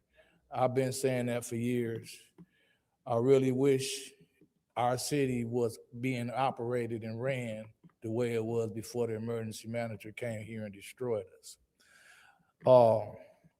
This past Friday, I did a press release, and I opened the press release up by telling the lady that was interviewing me that what I'm about to tell you, you're not going to be able to put on the news. And what I told her was the city of Flint should have had 1,000 people in Lansing every day demanding that they use their rainy day fund to fix our city. And it just so happened that she happened to be from the city that I mentioned. And I said, if this happened in Ferndale, Michigan, they would have fixed it instantly. And I also said, it's a shame that 12 women received more money for being inappropriately touched than the entire city that was poisoned. And another thing that I told her was that everybody in Flint that opted in to the settlement didn't qualify. And I feel that everybody, no matter what, even if all you did was help people put water in cars, if all you had to do was rinse your chicken off with bottled water, you should have got at least $50,000 at the end of the day. Think about it.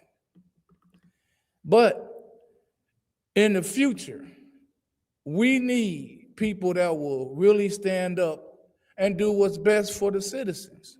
Just like those request forms that Eric Mays died with. There's no way in the world that he shouldn't have not gotten 9 votes to help take care of the residents, but that did not happen. And let me say something else about the Harper funds. You guys had the ability to write up and spend that money also. Y'all didn't have to give it back to the city. Y'all could have did something on your own. You could have wrote a resolution up and you could have got 5 votes. You could have voted 5, you could have put the 5 votes in to take care of the proposal that Eric Mays had while he was running for mayor. And that's something else that got to change in our city. If a person says something that is helpful for the residents of Flint, you got to learn how to get behind that idea, even though you ain't behind that person. Thank you. Next public speaker, Madam Clerk.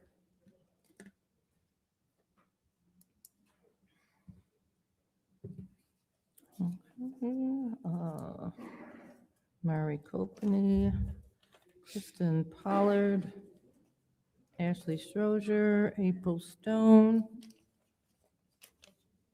She's going through names she's going through names of people that are not here to get to the names of people who are here.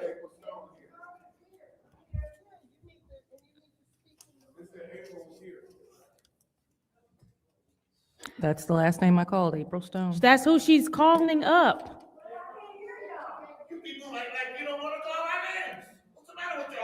RL, stop yelling out. Miss Stone, Miss Stone.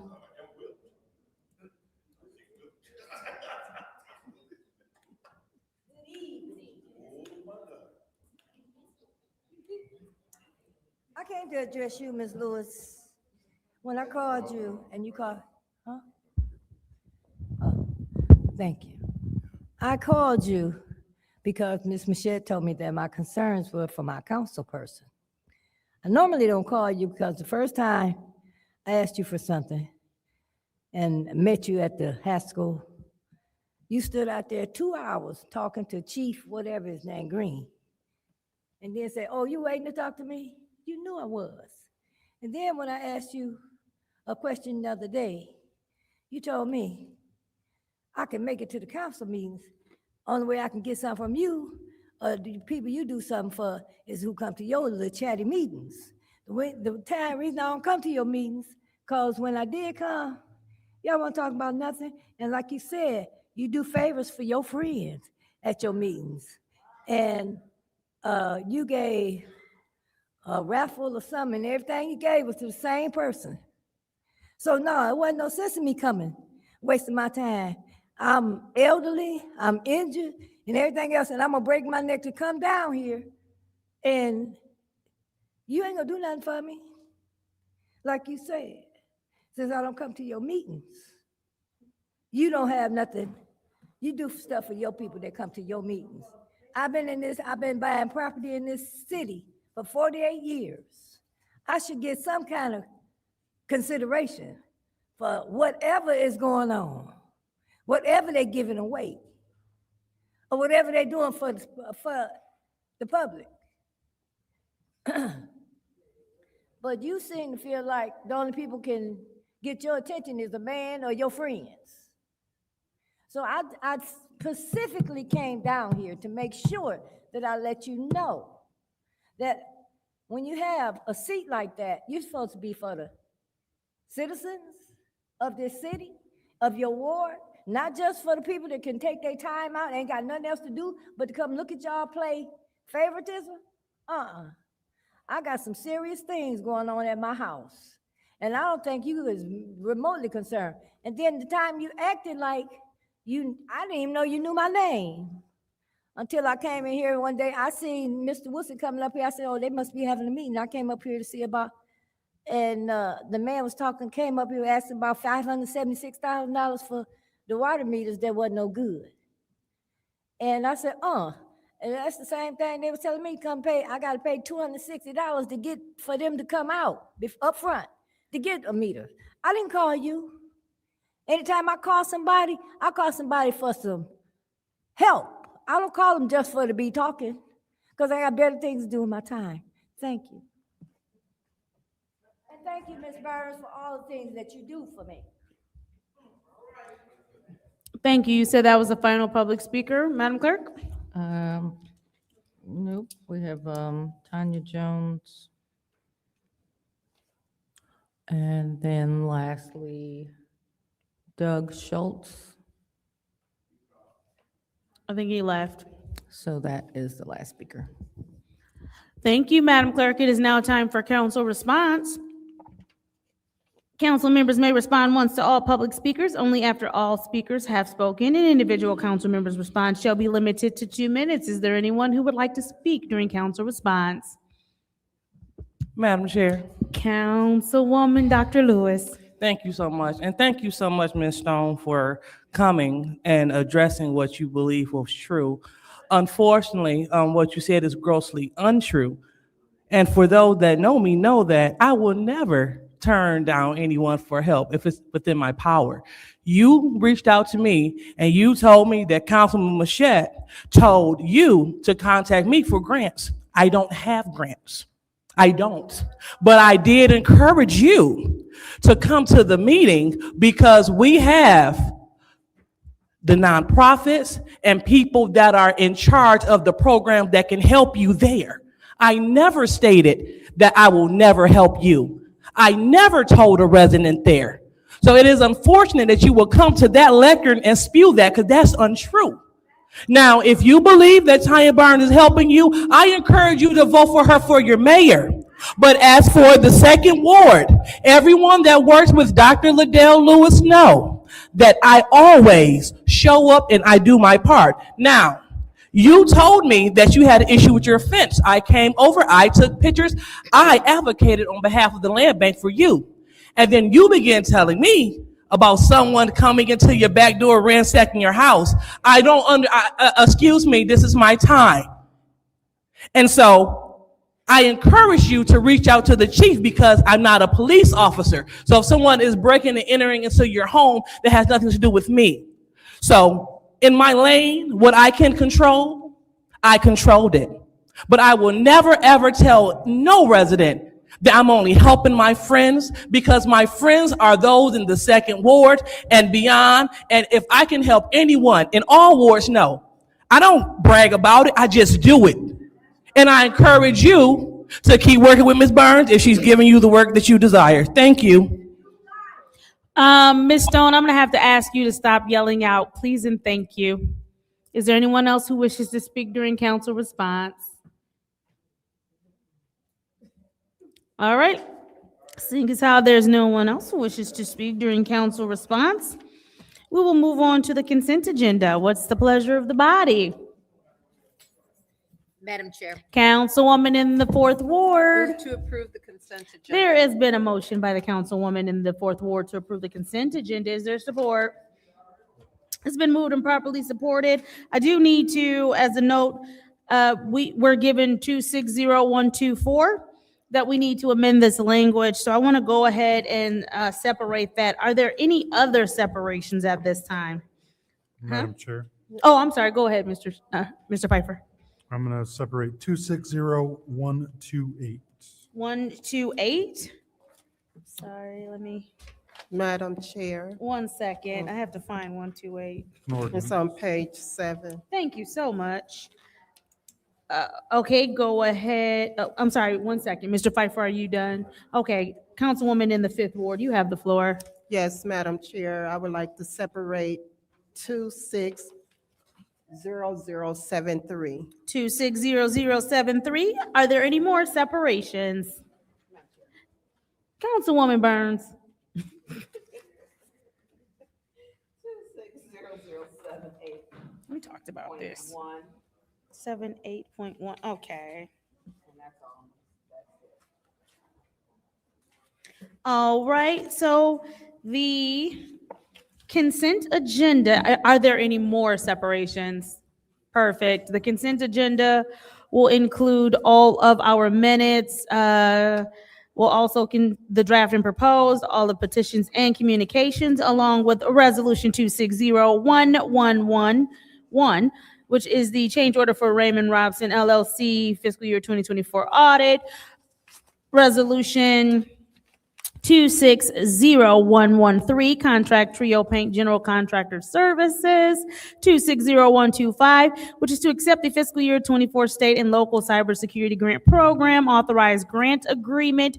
260126, accept State of Michigan MCO's Public Safety Academy Assistance Program Award. 260127, Lutz Roofing Company Water Plant Roof. 260132, change order number 4, Weinstein Electric Company Additional Electrical Services. And add on 1.1. And I think that is all. Roll call, Madam Clerk.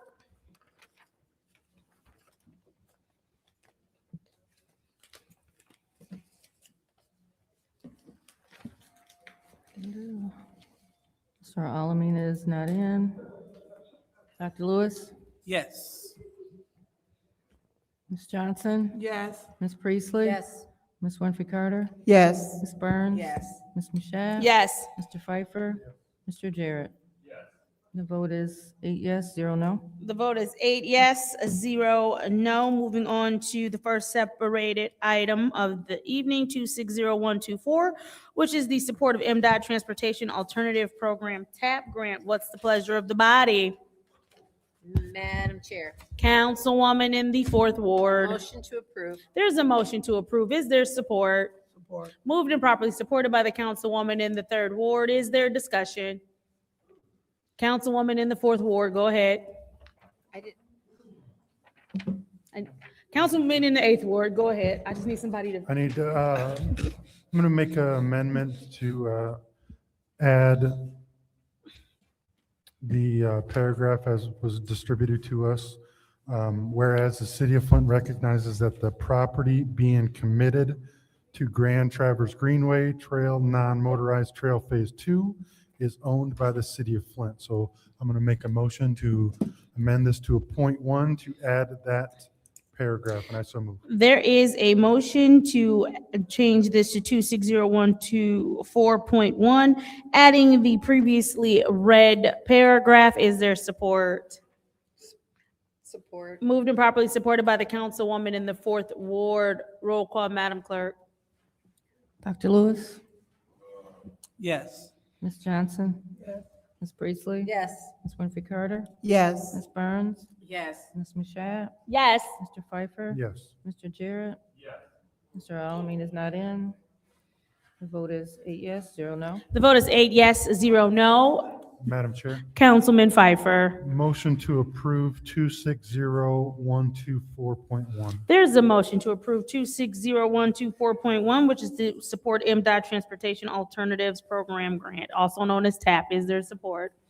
Support. Supported by the councilwoman in the 4th Ward. Is there discussion in the first round?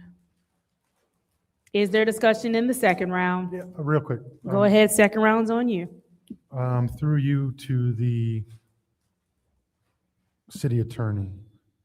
Madam Attorney, like, we're giving this, but do we transfer ownership over?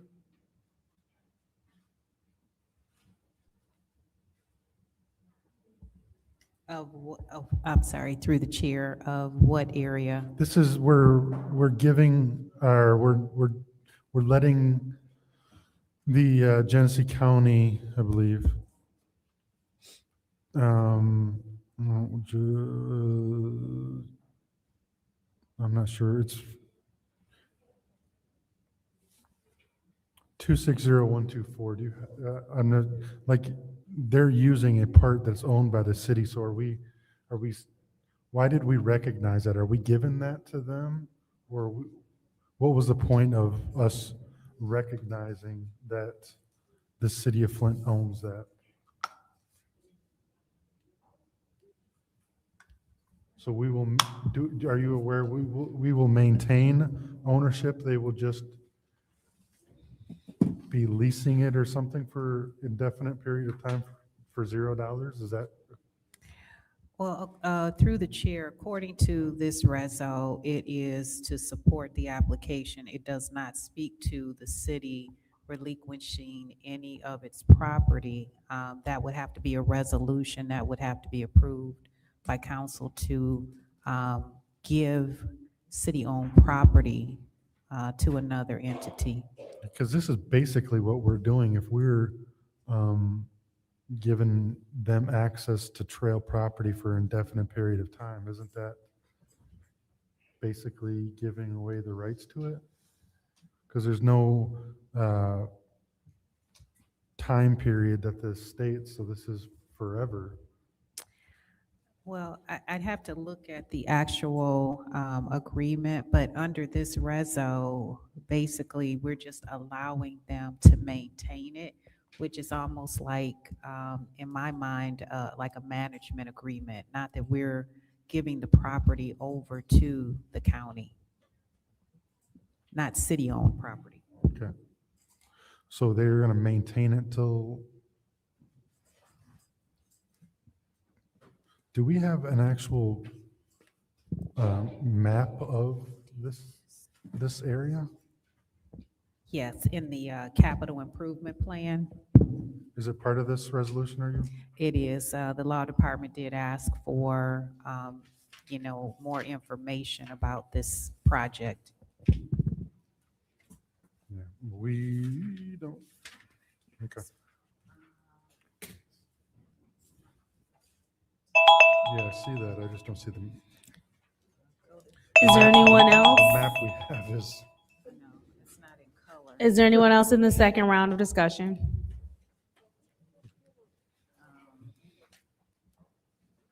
Seeing as how there's no one else in the second round of discussion, this is the roll call vote for the resolution 260124.1, which is support MDOT Transportation Alternatives Program Grant TAP.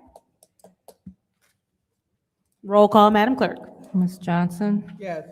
Ms. Priestley? Yes. Ms. Winfrey Carter? Yes. Ms. Burns? Yes. Ms. Mashat? Yes. Mr. Pfeiffer? Yes. Mr. Jarrett? Yes. Mr. Alamin is absent. Dr. Lewis? Yes. The vote is 8 yes, 0 no. The vote is 8 yes, 0 no. Resolution 26124.1 passes. Moving on to the next separated item, which is Resolution 260073, which is the Budget Amendment 2526 Annual Action Plan, U.S. Department of Housing and Urban Development, Community Block Grant. What is the pleasure of the body? Madam Chair. Councilwoman in the Fourth Ward. Move to approve. There's a motion to approve. Is there support?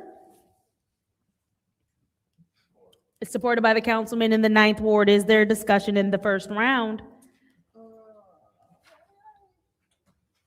Is there discussion in the second round?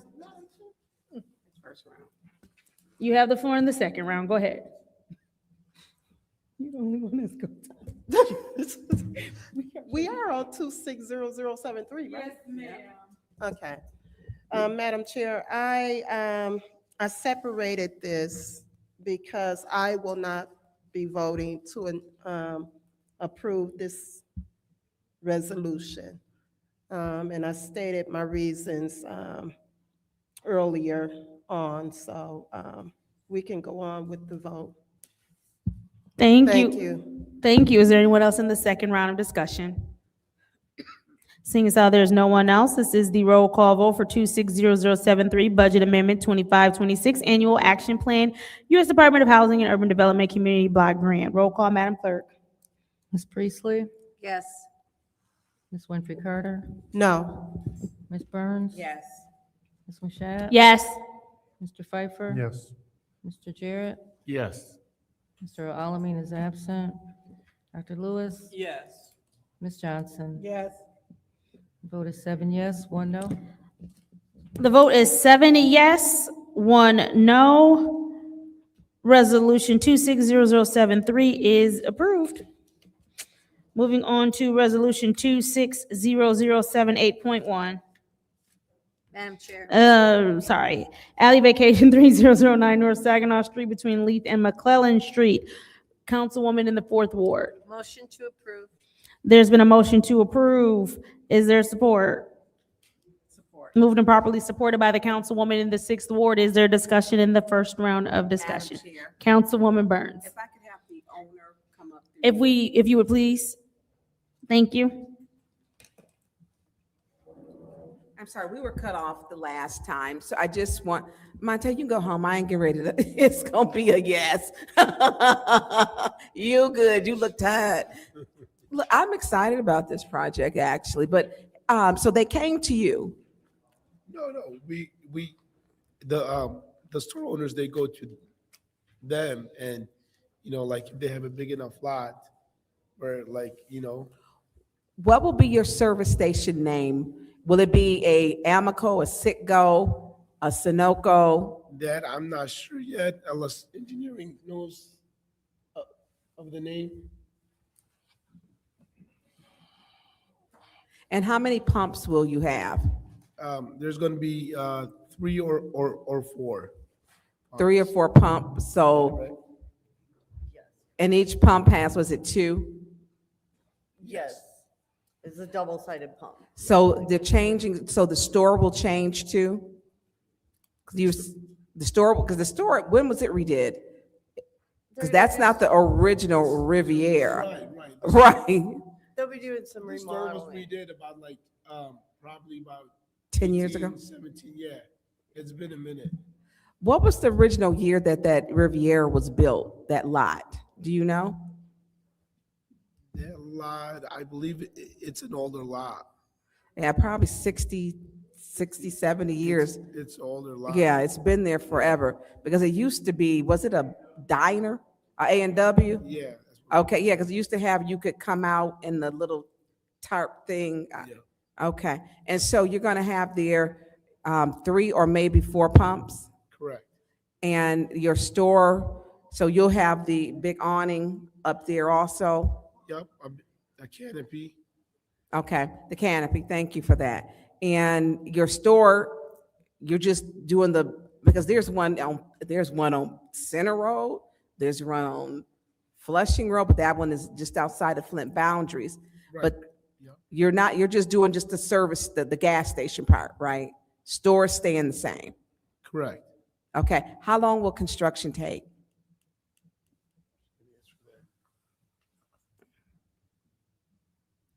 I would say 6 months, When will it begin? as soon as we already have unanimous approval from Planning Commission. Okay. So our next step was to get the alley vacated. And then once that happens, hopefully this evening, we move forward with engineering approval and getting all of our permits. Have you did these site plans for some of the other ones outside of the city of Flint? Yes, ma'am. Were they easier? You can be honest. Oh, every town is different. I just go by the ordinances. I mean, I Yeah. think things are a little bit more complex I've here. done 3 here in Flint. Mhm. I also did the one on Flushing Road, one on Genesee, where it was an upgrade to an Okay. existing, liquor, party store, convenience. Did you do the store. one that was Flint Township? Excuse me, yes, Flushing is Okay, Flint yeah, Township. where it used to be a 7-Eleven, but it's right at, I didn't know that they changed Sunridge or Meadowbrook or Grove Apartments. And so and I didn't think they had enough. I was surprised to see it be put there in that parking lot, that you made that space work. We made it work. But they won't have parking. You have to park at the pump to go in the store there. Well, there's some parking up front. along the Okay, building. okay, But in general, when we do, for this particular client, when we do a full site plan, which is all new construction, it's a Marathon gas station. yeah, and it's gonna be, that one's gonna be a Marathon. And then there's I think a Sunoco right across. What's the drive to adding all these fuel stations when electric cars, people are trying to go green? Do you know, or? It's just about putting their product there and, making it. Yeah, you got kind of like dual competition, like 300 feet away. How many Shells and Chevrons are diagonal from each other? You're correct. Actually, in BPs, they hit the different corners. And so it's just driving competition, healthy competition. I hope it drives down the gas prices. It's really gonna make it a lot prettier. Well, it's improving the lot, and I wish you the very best with that. I've seen your work too, and it. Thank you. Else in the first round of discussion? Anyone in the second round of discussion? Seeing as how there's no one else who would like to speak, this is the roll call vote for Resolution 26007.8.1, which is the alley vacation 3009 North Saginaw Street between Leaf and McClellan. Roll call, Madam Clerk. Ms. Winfrey Carter? Yes. Ms. Burns? Yes. Ms. Mashat? Yes. Mr. Pfeiffer? Yes. Mr. Jarrett? Yes. Mr. Alleman is absent. Dr. Lewis? Yes. Ms. Johnson? Yes. Ms. Priestley? Yes. The vote is 8 yes, 0 no. The vote is 8 yes, 0 no. Resolution 26007.8.1 has been approved. Moving on to introduction and first reading of ordinances 260128, which is the Code Amendment Ordinance, Chapter 19, Fire Protection. What is the pleasure of the body? Madam Chair. Councilwoman in the fourth ward. Move to approve. There is a motion to approve. Is there support? Moved and properly supported by the chair. Is there discussion? Councilman in the eighth ward. Yeah, so it is my opinion that we should be overturning this ordinance and taking it back to pre-emergency manager. Like, we should not be taking a ordinance and making it worse than the emergency manager, or extending an emergency manager ordinance. So it is my opinion that we should be adopting the 2024 Fire Protection Code and not adopting language that hasn't even been written yet. So to me, this should not be adopted, and I hope my colleagues agree with me that we should not be adopting language that has never been approved or never been written yet. And unfortunately, that's what this ordinance does. So I'm willing to adopt 2024 language, but I will be voting no on this current language. Thank you. Thank you. Is there anyone else in the first round of discussion? Anyone in the second round? Matt, can I get the first? I pulled it up. You have the floor in the second round. Go ahead. Look, y'all, she taking our time up here. I do want to say this, and it'll be really quick. I will not be supporting this because I feel that we should not be approving things into the future that we have not seen yet. And I'm big, this is not just fire safety. It takes away the transparency. We don't get things now. And some of the questions were not answered. That turned into a very difficult conversation the last time, and very disappointed because there were some very poignant questions that needed to be asked. And they were not. They were dismissed very unprofessionally, but they were dismissed. So I just don't think that because when we look at safety, technology is a part of fire safety, and things change.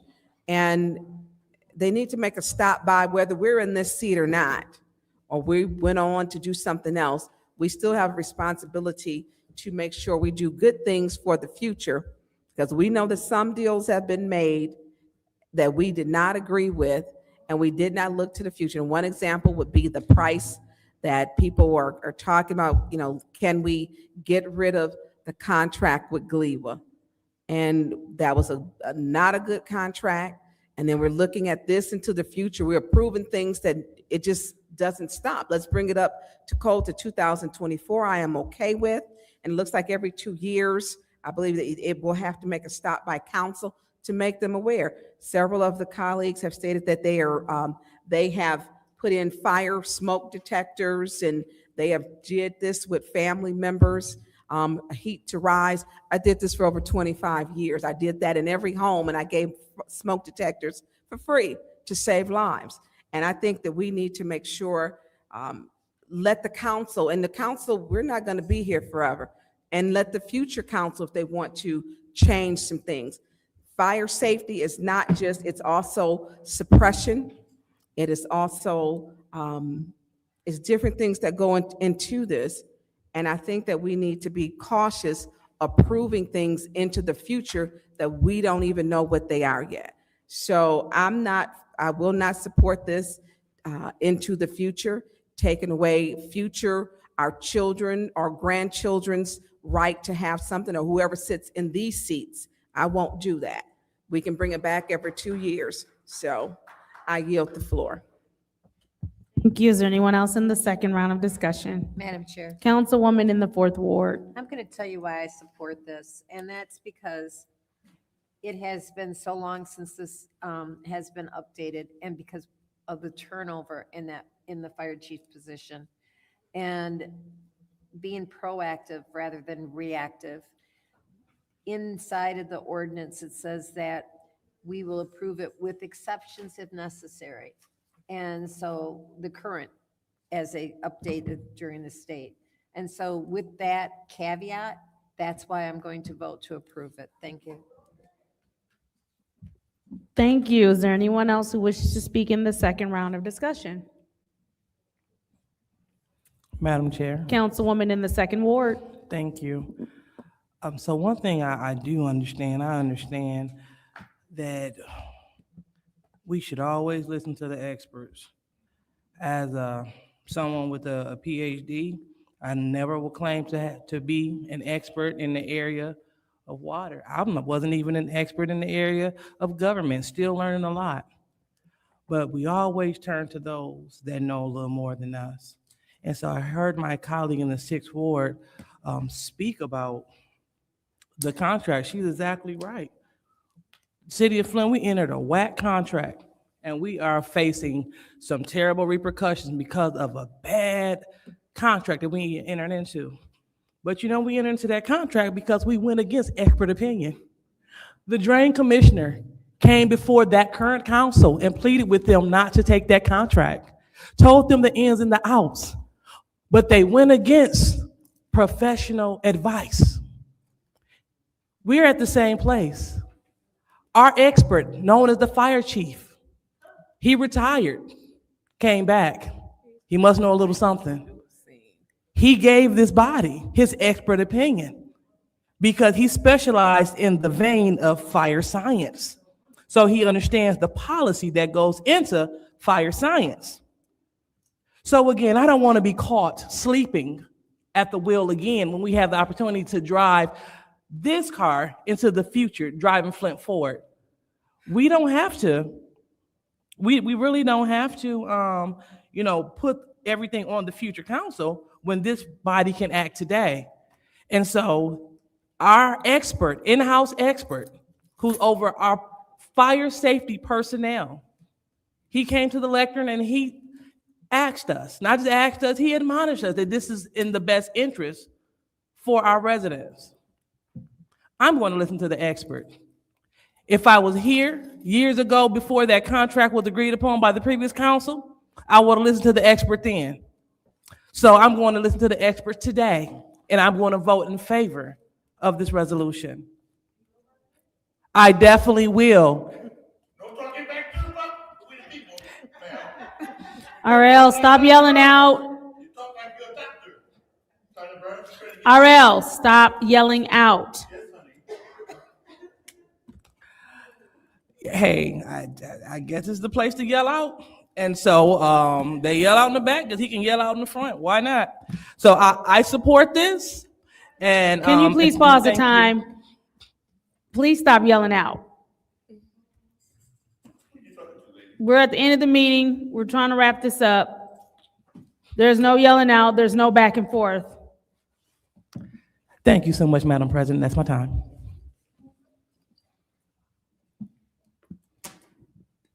Is there anyone else in the second round of discussion? Councilman Pfeiffer. Yeah. Nobody is saying don't listen to the experts.